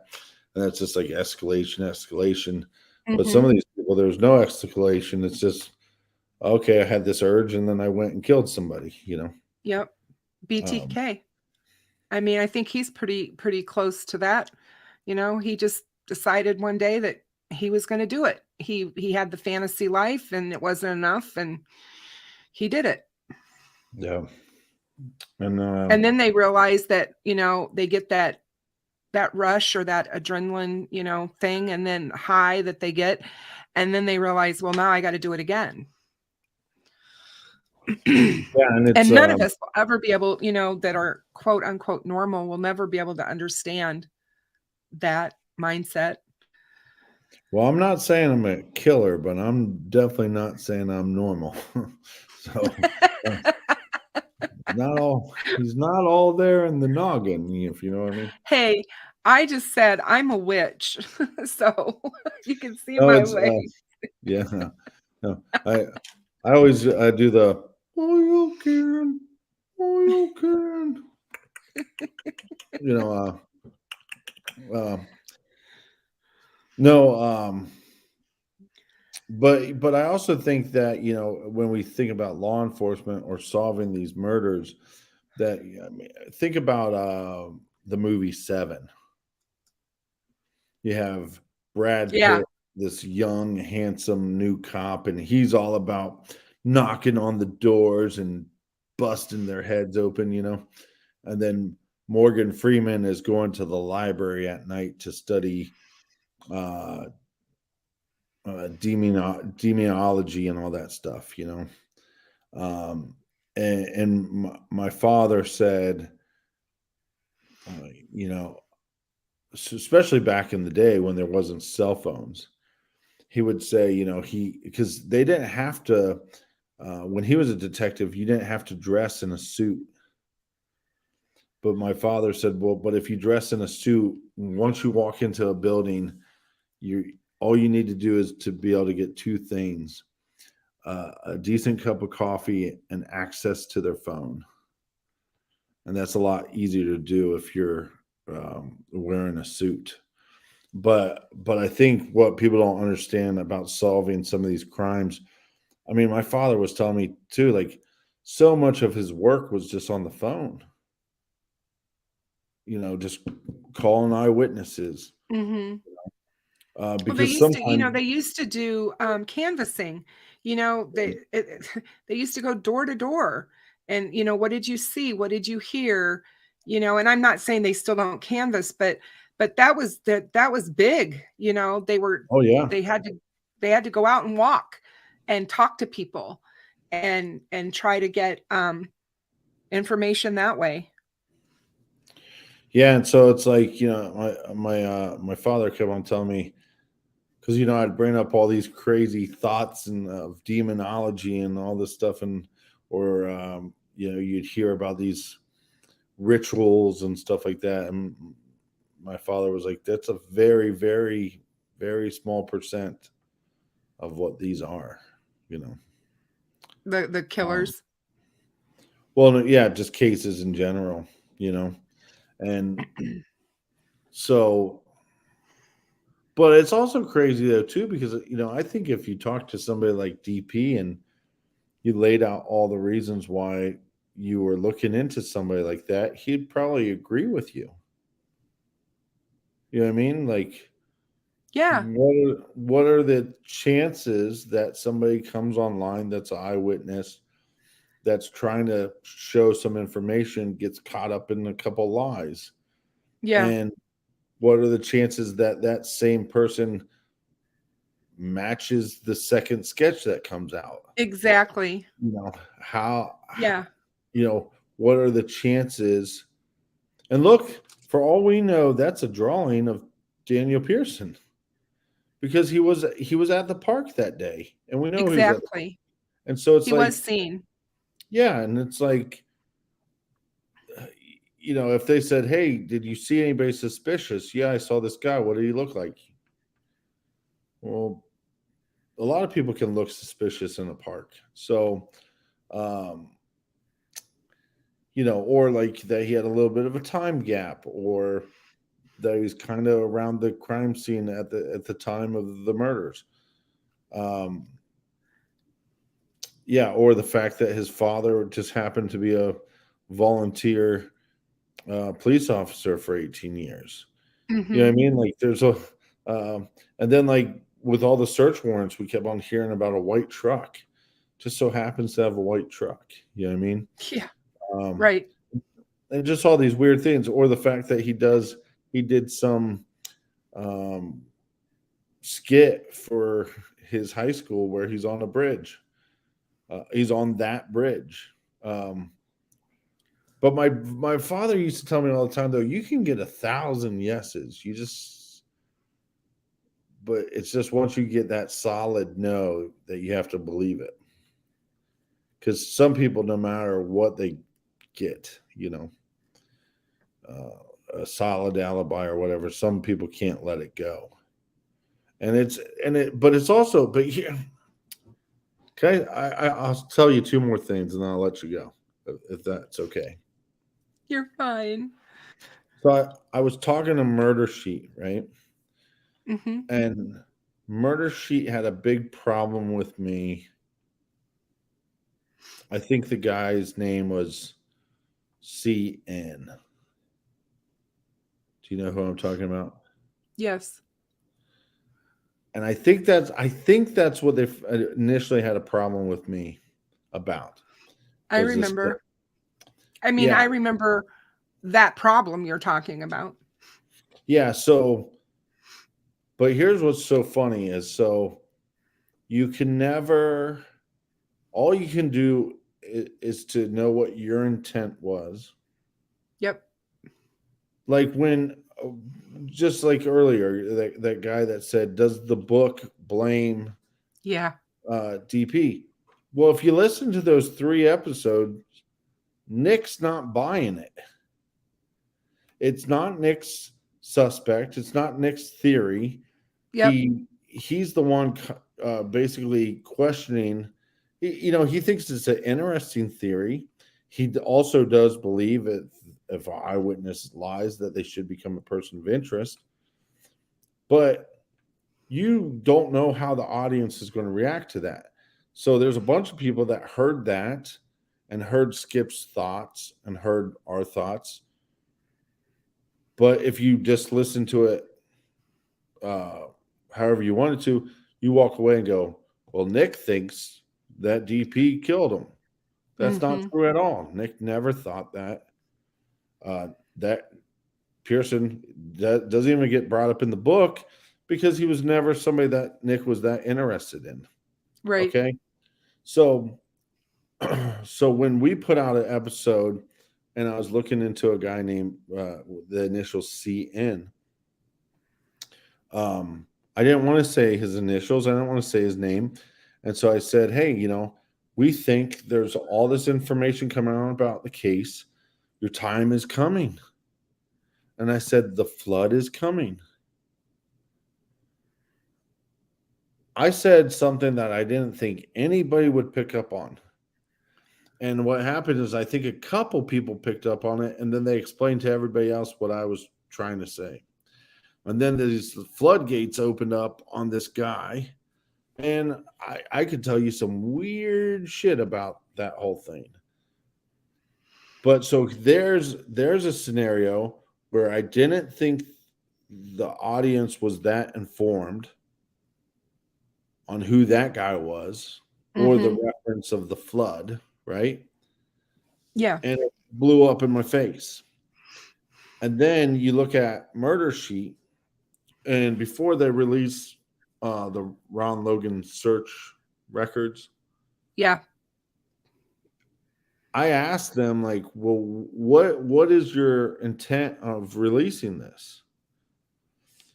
And they thought, well, it gives you a great understanding of where the investigation was early on. And I'm like, well, do you think Ron Logan is a suspect or should be? And they're like, no. But then they released this information and I don't think most people got their intention. And so now you just have this whole group of people that believe Ron Logan is the killer. Michelle, it's not captain's book. It's his brother's. It's Nick's. Just so you know. No, I just hope they don't ask me to write a book because I don't know. I don't want to talk about crying all the time. Well, the whole thing with all of that, I mean, I have my own issue with some of the stuff that was done around this case and some of the people and some of the stuff that they've covered and why they've covered it. And is it for the right reasons? And, are they doing it for the goodness of the case itself? Because in some ways, I think it may have hurt the case in ways. But I think that when you stop and think about some of the stuff that was put out and the timing of it, I had a problem with the timing of the Ron Logan affidavit coming out. That was my issue.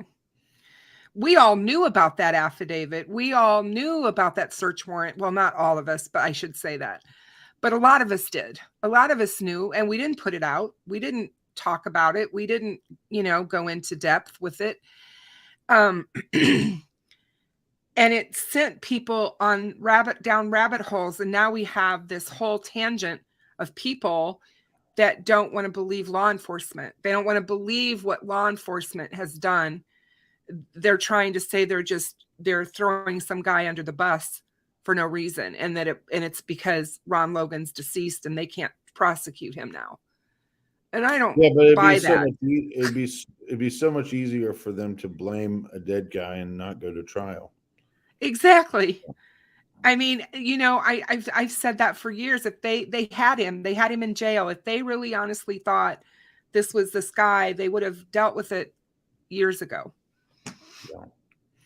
And that's just how I feel about that. But it's tough though too, because it's like, and I won't name any names, but somebody would send me like a clip of like a YouTube video of somebody saying, well, I believe that the captain said this because of this, or one guy said that we were being blackmailed, or just like weird stuff where you're like, and then I'd like reach out to the person to let them know that never happened,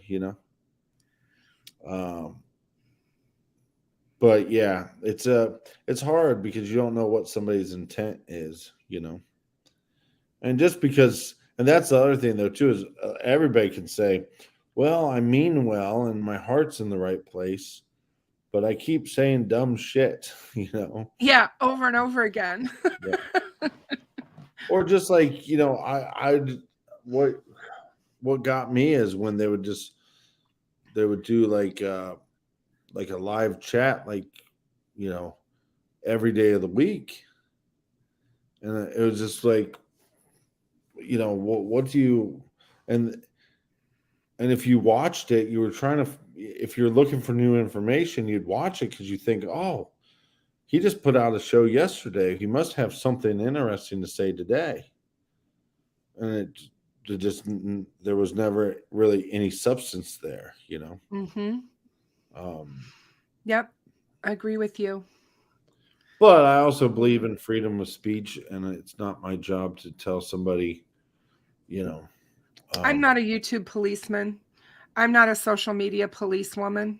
Yeah. I don't, it's not my place to do that. I police my own channel.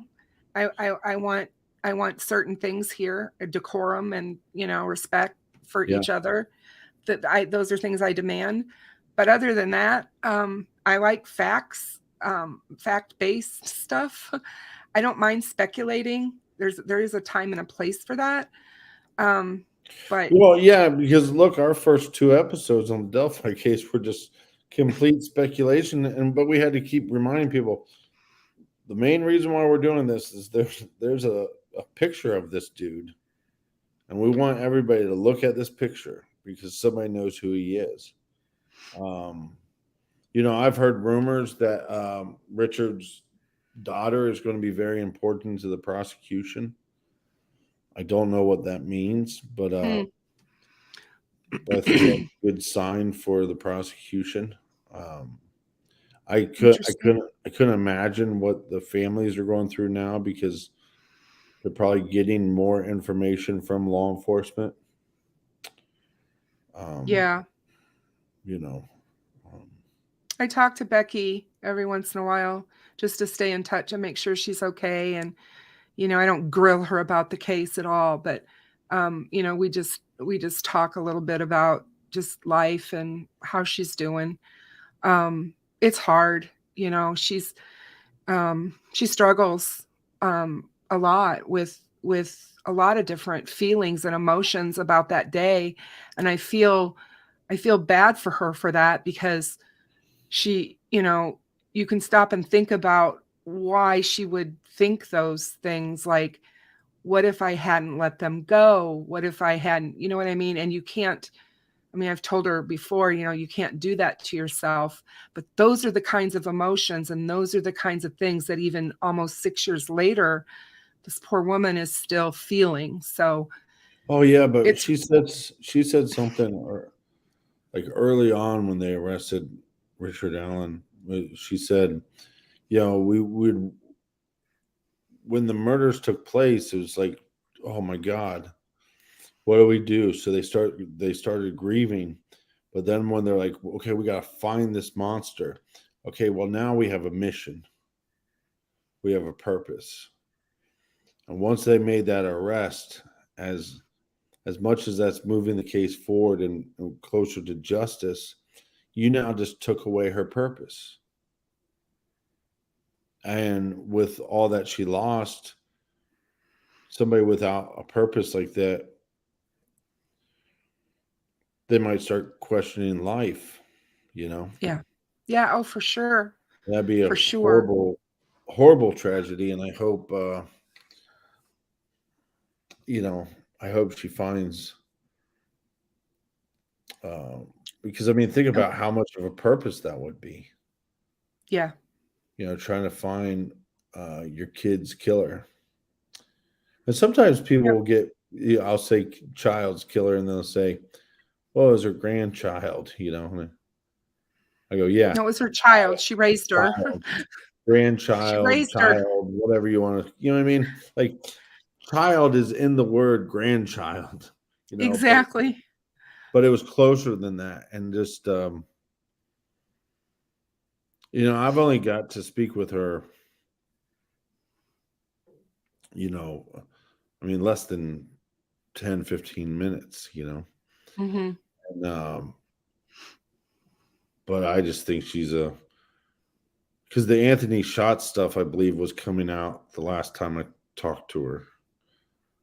And I just went up to say hi and ask her how she's doing with all this new information coming out. I didn't even ask her like for information, and she just started giving it to me. Hmm. That's because she had She's that like mission. that. She will talk, Yeah, but and she tell had you that what's, mission that we have to find this guy. yeah. And like when she said that, she was in the courthouse and she's like, now what do we do? And I thought, you know what? They might have put off the grieving so much. Not that they Yeah. weren't grieving, but they were grieving in a different way. And now that Yep. they don't have this purpose, they're going to have to grieve again in a whole different way. And again, like you said, Exactly. well, what if I didn't let him go? You know, um, Yeah. you, those are, I couldn't imagine, but, I just, my feeling is like, and it's I said, you just can't do that to yourself because it's just not, it's just not her fault. And I know that that's easy to say, and those are words, but figure are so funny. He's linked to the book. Here, let me grab it. I had it up here. Just I'll let him grab it. But anyway, I when I like I said, when I do talk to her, I talk to her from my perspective as a mother who's lost a child. No, I didn't lose a child to violence. I lost a child to cancer, but I still lost a child. So when I talk to her, that's how I talk to her, as someone who has that experience of that deep loss. And she, she's a fighter. My God, she's been through so much. Like I said at the beginning of the show, she's not only gone through that, but she's gone through cancer. I mean, that, and then having, like you said, to deal with all the negativity and the comments and, all the things that have been said about their family and members of their family over all this time. That's a lot for anyone's emotional stability to take. No, and it's tough too. And again, like I said, I always think we should be respectful to the victim, but the victims are not just the ones they're killed. It's everybody that knew them becomes victims. And so we have to be respectful to them, but also at the same token, if you're truly trying to solve a case, that you have to look into everybody and look into every angle. But that also doesn't mean that you have to do a YouTube video or a podcast every time you're looking into those angles, Right. And I don't think that, unless you have some really, I mean, if we're, like you said, calling ourselves creators, actually we're telling stories, we're relaying information about a case. And hopefully we're doing it in a factual manner, telling the facts that as we know them to be. You don't have to pretend like you are the detective that is actually the one who's going to decide if this family member or that family member is telling the truth, unless you come across some sort of, explosive evidence, and then you should be tipping that in to law enforcement, not putting it on YouTube or a video of some kind, in my opinion. Well, and I think that's. But I agree with you that, the percentages is when children are murdered or unlived, however YouTube likes us to say it now. I'm not doing any of that. I'm not doing that. I'm not doing any of that. I know. I'm just saying when that happens, it's usually somebody familial. It's usually a family member or somebody close to them in their small circle. And when we're talking children, their circle is small. Yeah, and the younger they are, the smaller the circle. It's but exactly. But no, because the stranger murders are very rare. Yeah, and again, I don't agree with the idea that the family members should control the narrative. I've looked into the Brian Schaefer case for almost 20 years now. It's been a long time. And initially the father, told a narrative. And I don't think that he was being untruthful or that he's like some like scheming, manipulative liar or anything. I think he was telling the story of his son the way he saw it, his perception, And I always told people, if I go missing, ask my dad. He'll tell you the truth. Ask my mom, and she's going to paint this glorious picture, my dad will be like, oh, he's a loser. He's doesn't have any friends, and he's always talking about true crime. And my mom will just make stuff up, like he gives all his money to charity and, he lights up every room, because I mean, come on, how many Datelines can I watch where the person lit up a room? or they never knew a stranger, and you're like, can't we come up with some better shit to say?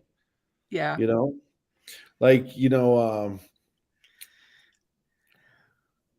when I watch some of Abby and Libby's, like the videos and stuff they made.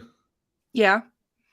It's like there's a part of me as an older brother that sees like annoying sisters, Uh-huh.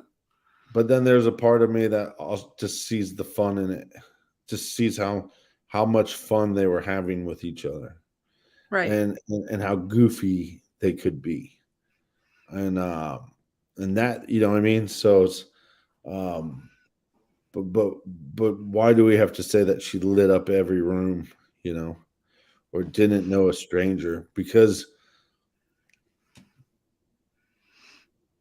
if what law enforcement has hinted at about them trying to protect each other, you know, that's a good thing. Those are things that we should hear, because I do think killers listen to shows and watch shows Oh, because I do too. they're trying to I get better. firmly believe that Bridge Guy's been watching.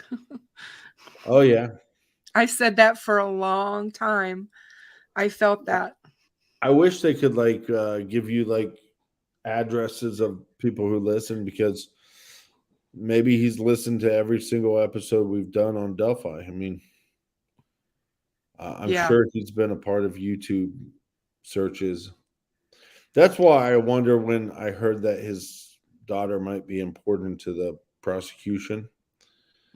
Um, Fig really needs to get a life. Oh, what was I saying? I was saying something. What was I saying?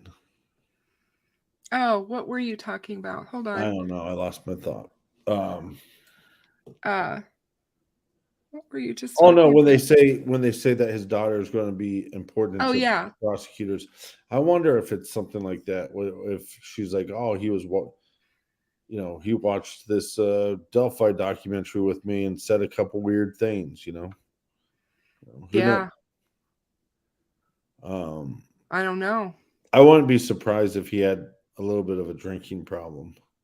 Well, they're saying that he did, and that I mean, the word on the street, Delphi Street, if you can believe it, is that he went to rehab within weeks of the murder. So I Makes don't know if sense. that's true or not. I mean, look, same thing with like Dahmer and Bundy and a lot of these people. They would commit a crime and then they say, I'm never going to do that again. Yeah.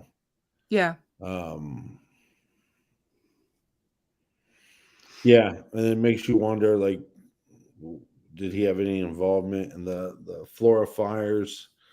Are there other crimes, in that area that he should be looked into? Yeah. I mean, the Keegan Kline, Tony Klein stuff still. Does I that mean, drive you crazy? well, I think KK, old KK, is just, he's a fat, undereducated loser. And whatever people want to say, look, if you sit in a room and you try to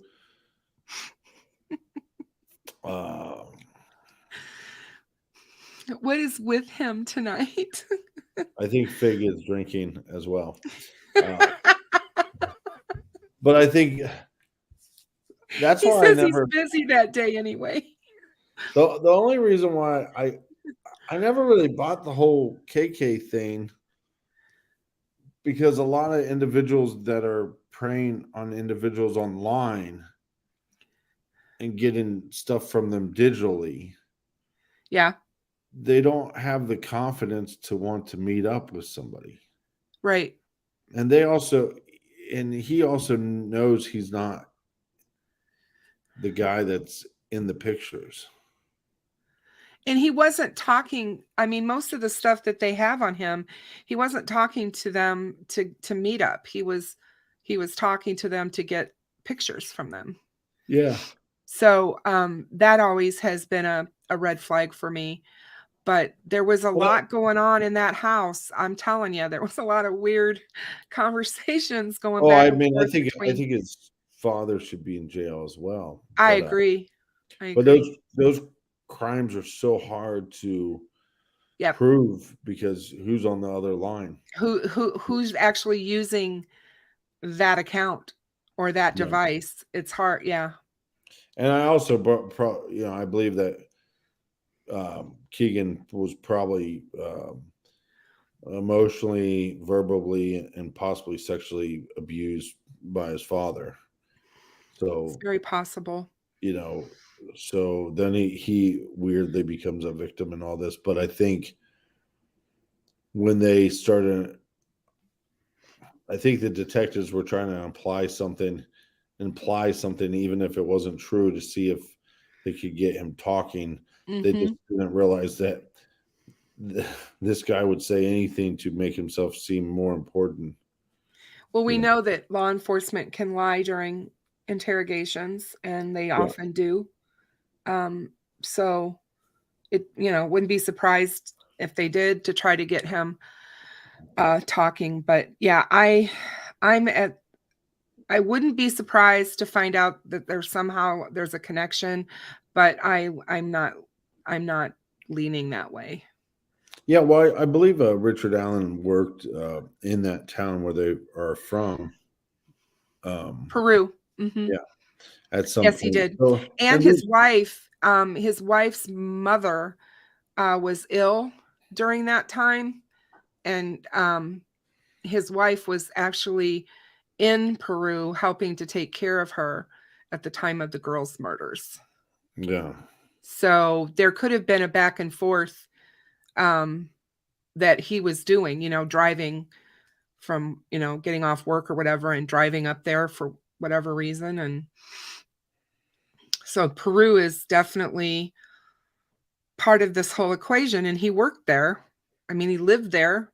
They used to live there. yeah. So But I think it's also she's yeah. from there. I think his wife is actually from Peru. I mean, but I think people should take the Keegan and his father story very serious, because how many of these girls are falling in love, being catfished, Yes. and it's also, I think it's become such a sad thing. It's not even just like teenagers, but I mean, heck, a lot of guys I know, it's like they're uh, before they even meet individuals, they're talking sexual to them.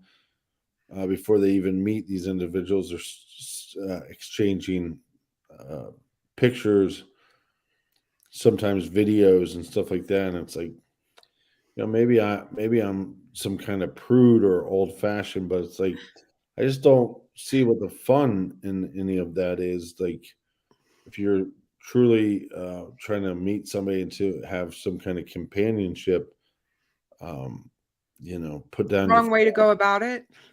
yeah, put down your phone. It's like uh, go meet somebody in real life. It's but also, like, I wonder if those people get. That's the other thing too, though. Those two people get together, and now they're together. And anytime somebody's on their phone, they're jealous that they're on their phone. They're on their phone. Yeah. 'Cause they're so afraid they're off trying to meet somebody else. Yep. And also, just like I don't think adults should have passwords on their phone. Like, what do you have to hide? You know, Yep. like, or if you're in a relationship, why would you have a password on your phone? Like, Yep. but I think there's a lot of simple characteristics of individuals that we just don't uh, we don't have much pride in now. I mean, now people are like, oh, this girl's gonna take her clothes off on the internet, but she has a million, a million and some followers. So you go, girl. And it's like, well, what about the thoughts in your head and the opinions in your head, and about the Well, sex? and the fact that you can never get that off the internet once it's on the internet. And so how are you going to feel about that when you're 45 and have four children, four Yeah. kids and then grandchildren, and you're out on the internet Yeah. that way? And I understand that some people just have to do things to get by or whatever, but I don't understand why this um, country doesn't champion substance, you know. Yeah, I agree. I totally And, agree. and and Nick used to say this about true crime garage all the time is, we just have to do the best we can to tell the most complete picture that we can. Because then if we do that, and as true crime becomes a fad and then it starts going away, there's always going to be a hardcore group of true crime listeners and people that are diving into cases and people that are trying to help. And then we'll always be a go-to for those individuals. They might not listen to every episode, but if they dive into a case, or if somebody, another podcast wants to cover a case, you hope that they think, oh, I better listen to the True Crime Garage or I won't get things, right. Thank you so much, Mitzi. I'm glad that that I got you to Delphi and got you following the case. I hope that more people start following Flora because that's the next one that needs to be solved. Obviously, there's many others that need to be, but Flora's dear to my heart as well. Yeah, and Evansdale, And Evansdale, you're absolutely right. Lyric and Elizabeth need to be solved as well. Yeah, I think my gut feeling is that it is inner circle there, but I also wonder if family members in that case started talking more publicly, maybe even going on to a couple YouTube channels, maybe even going on to a couple podcasts, kind of unconventional routes of media, that they could really spark more interest. I bet Drew Collins would come on and talk to you if he hasn't already. I wonder if he's spoken with Nick. I was just going to say, I know two people that are working really close with him. I don't know if you've seen True Crime Web on YouTube or not, but he is Steve. He's a retired law enforcement from Georgia, and he's working with Drew. He's been actually up there. He's gone to Evansdale a few times and done some searching and some stuff. Right. He's trying to help him with the case. And I could put you guys in contact, Nick in contact with him. I think Drew would go on your show if you guys wanted him to. I mean, it's even just like the Tyler Davis case when we're able to interview his wife. I mean, it just generates so much conversation. And that's what those need, I mean, even look, did the true crime community do the Delphi case 100% justice? No, it's never going to do that. Right. But man, we were sharing everything. We were. And we were going to track this son of a bitch down. We were going to do it. Right. But sometimes you have to turn over a bunch of stones that lead to nothing first. So very true. But maybe, I think if they could get some more family members and doing some more stuff media-wise, that they could put more pressure. Because that's what I wondered. Did Richard Allen say something recently to tip them off before the arrest, or you know what I mean? And it's like, if there wasn't that kind of pressure on Delphi, would that even be solved? Exactly. Would we even get an arrest? So, but yeah, the Flora fires as well. There's tons of fascinating cases. I mean, you can go all the way back to, like I was talking about earlier, West Memphis 3. Yep. Essentially, in the record books, it's solved. But come on, you're going to tell me that you let 3 child murders go free? Exactly. Where's the justice to the family? So, yeah, there's a lot of work that we need to be doing. So, well, you guys are doing a bang up job, and this is amazing. And I am so glad that I got you. You get a hard copy or a soft? I have a soft copy. So I got the hardback. Yeah. So. Yep, I've got the soft copy. But yeah, there's Nick's pretty face right there. Yep. He could have took a better picture. There's just certain things he doesn't really think much about. He's a good-looking guy. You both are. I used to be handsome before we started a podcast, and then the You were podcast so funny. ruined my life. No, it's cool, and then Brian Whitney. I know his involvement in the book, probably more in depth than other people. So I kept on telling Nick, why did you put him on the cover? Because Brian is a great writer, he's a great editor, and just a great dude. I just said, dude. Yes, you did. Yes, you did. Consider yourself caught. But Brian really kind of helped Nick dip his toe into this world. And it'll be interested. I do know he has a book that's pretty much finished about cold cases in Ohio. And maybe depending on the success of this one, maybe they'd be able to, release that one because That'd be cool. Cold cases. But it's also just funny to me when people are like, you're just putting out a book to make money. Well, first of all, I'm not putting out a book. And two, authors don't really make as much as people think they make off of books because, we have a buddy of ours that wrote a book and Johnny Depp bought the rights. And I think they bought the rights for like, I don't know, 40,000. And then if it gets made into a movie, the author will get a percentage, very small percent. But if the movie does really well, then an author could become possibly a multimillionaire off of a book. Right. But for the most part, you're not selling the rights to your book to anybody, and you're making pennies off of each book that you sell. So, for sure. Yeah.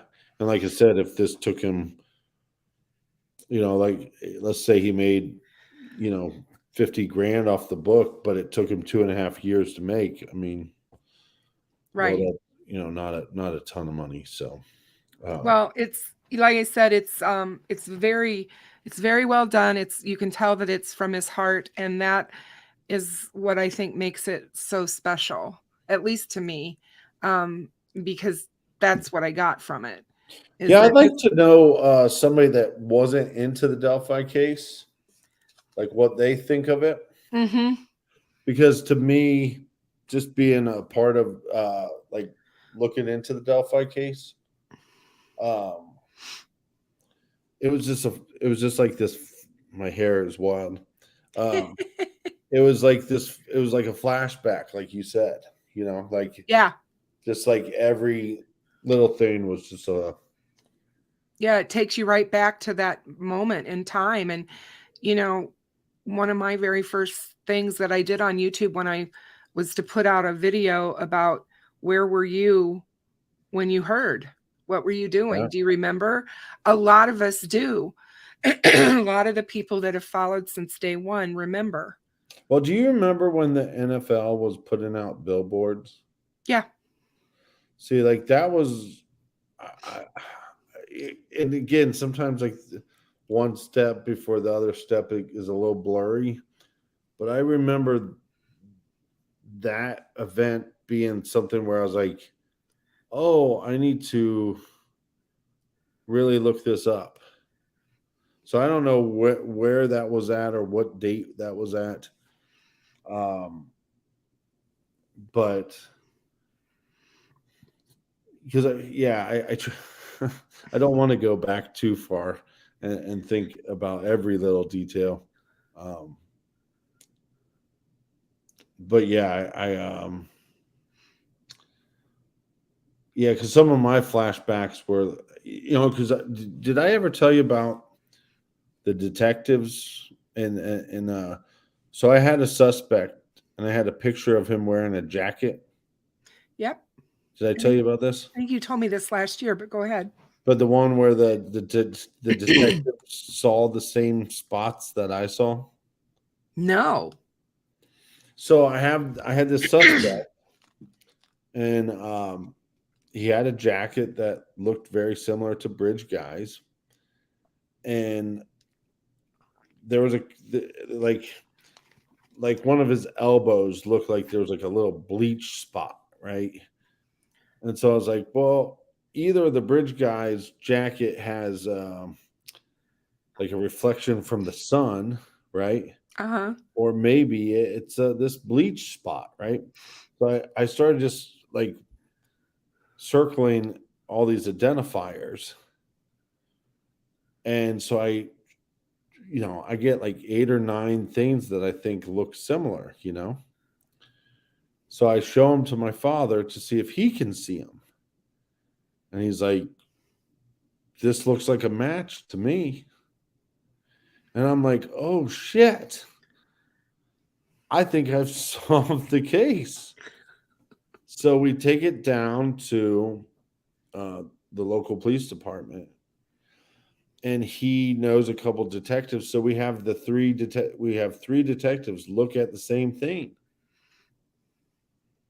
And they're seeing what we're seeing.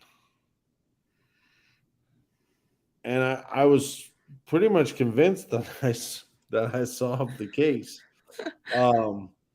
And I mean, so much so as like, we documented everything, typed it all out, and we had to contact a ISP that we sent all the information in.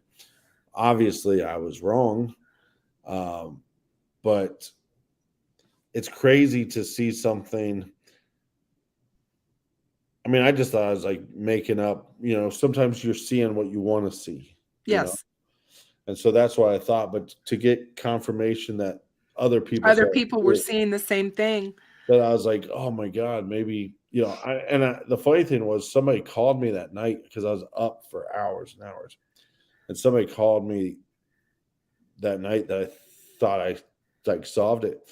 And they're like, what you been working on? Just like a casual friend of mine, not even somebody I'm really close to. And I just started crying. And they're like, why are you crying? I'm like, well, I think I solved this case, but I don't know if I can talk about it. And then I told them about the whole process and identifying the different markers and stuff. And, but nothing came of it, so when you get the book, you will enjoy the book, but some of this stuff will take you down. Some of those things spark nice memories, and I think other things spark bad memories, Yeah. So it's definitely a little bit of an emotional roller coaster. It most certainly is. Most certainly is. But I appreciate you letting me jump on. I am so glad that you jumped on. I'm so glad that you came. I'm glad that Fig told you. I should have told you, I guess. I don't even know why I didn't. I should have sent something to you on Twitter and told you, but well, he was texting me all day, and I was trying to not pay attention to him. He loves to text me like important stuff, like because a lot of times I'm in a studio, so you have to turn your phone off. Mm-hmm. And every time I turn my phone back on, I know I'm going to get a message from Fig. So, every time.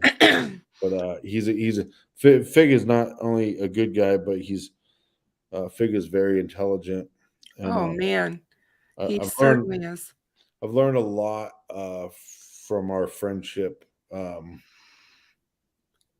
we both have and everybody has the ability where you jump into something too far or start assuming things too early, but to take a step back and try to see the full picture. So he's been somebody that I enjoy talking to. And that's the thing too. I've met so many people throughout this Delphi experience, like yourself. And so in that way, like, maybe it sounds cheesy, but it's like, I think these girls brought a lot of people together. I agree. I feel like I've made a few lifelong friends now. Because of this case. And like I said, I was a fan of you guys. Now I know you. So it's like, I know you. Weird. I don't really know you, but I know you. Well, if you read the book, then you know Nick. I guess I know him. But that's what I mean. It's like, so I became this fan who now here you are, and it's like, And we have the same clock. yes, we have the same clock. It's kind of cool. No, But well, no, I really have enjoyed having you. And please tell Nick that, he did a fantastic job. He needs to be very proud of what he did. well, I was going to tell him the opposite for about 30 minutes to see how worked up I can get. I had to go on the show and defend you because they just said the book was crap. Oh, no. And just get them all worked up. Oh, that's not nice. But that's what brothers do. Yeah, I'm not supposed to be nice to him all the time. No, there's a line in the book where he talks about, like, and everybody said, oh my God, I just read Nick's book, or I listened to Nick's book, and he said so many nice things about you. I'm like, boy, he had to, because they're all true, No, and you can play any instrument that we could give you. No, I don't think that's true, but I wondered about that. But it's weird though, because I mean, we talked a little bit about it, but see, once the show started taking off, like ever since he was little, I knew that he wanted to like talk on the radio. Uh-huh. And like even like when he'd be like in between jobs, I'd say, why don't you go to broadcasting school? Like, you've always wanted to talk on the radio. And he's always been into crime, and he always wanted a gateway to then write books. But like when we're doing it, and I just didn't feel like I could do anymore, once I started taking on the idea that, well, this is my brother's dream and we're getting traction, right? Yeah. So you're doing this for his dream, you're not doing it for yours. And I think in some weird way that the universe rewarded us for that, like that, he wants this so bad, and then this other person's willing to give up time and energy to, because all, I accomplished a lot of my dreams, but also like nobody cares about like instrumental music. So, that's not true. Well, and I've been listening to your music, and I like it. I know, but you could have like a really great instrumental record, and just there's not going to be a ton of people that buy it. You know what I mean? But I don't think you should do a lot of things for money. I think you should do things because you're passionate about them. And I agree. So, and then, but the funny thing is, because of the book, it's sparking some new ideas for him that he wants to do. And then I told him, I was like, I need to start dreaming bigger because so I can start, he can help me with some of mine, but I don't know. It's I think helping somebody achieve something that big, can't be that bad, No, it's a good thing. Feel good about it. So it's a very good thing. Well, I appreciate you, and it was so good to have you tonight. Take care of yourself. Don't work too hard. No, those days are over. I'm not working hard at all anymore. No, but we'll let's do another one where we actually plan it. Yeah, let's do that, please. Yeah, we'll do that. All you have to do is tell Fig to bug me. It could be me, you, and Fig. That'd be awesome. And just tell him to bug me, and because I have the time, I just, You have to make time for Kristen. Just put it on your calendar. I have to make time for Kristen. I'll write it on my hand. Okay, there you go. All right, and all your listeners are fabulous. So yeah, they love you. So they all love you. So it's awesome. But yeah, have a great evening, my dear. All right, talk to you soon. There you go, guys. So that's the captain from True Crime Garage. Surprise, surprise. Thank you, Fig, for letting him know.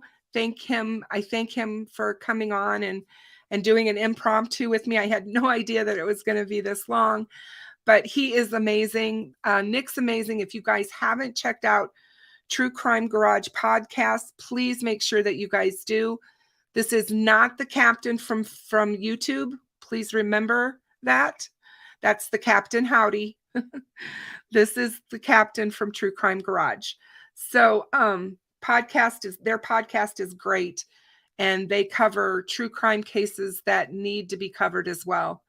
And they were the original podcasters to cover Delphi. So I really thank everyone who stuck with me tonight and was here for this. I certainly appreciate all of you. Thank you to my moderators. Thank you to all my members and subscribers. Please hit the like on your way out, and subscribe, and tell people about this particular live stream, so more people can see the Delphi Murders, the book by Nick Edwards from True Crime Garage. Good night, everybody.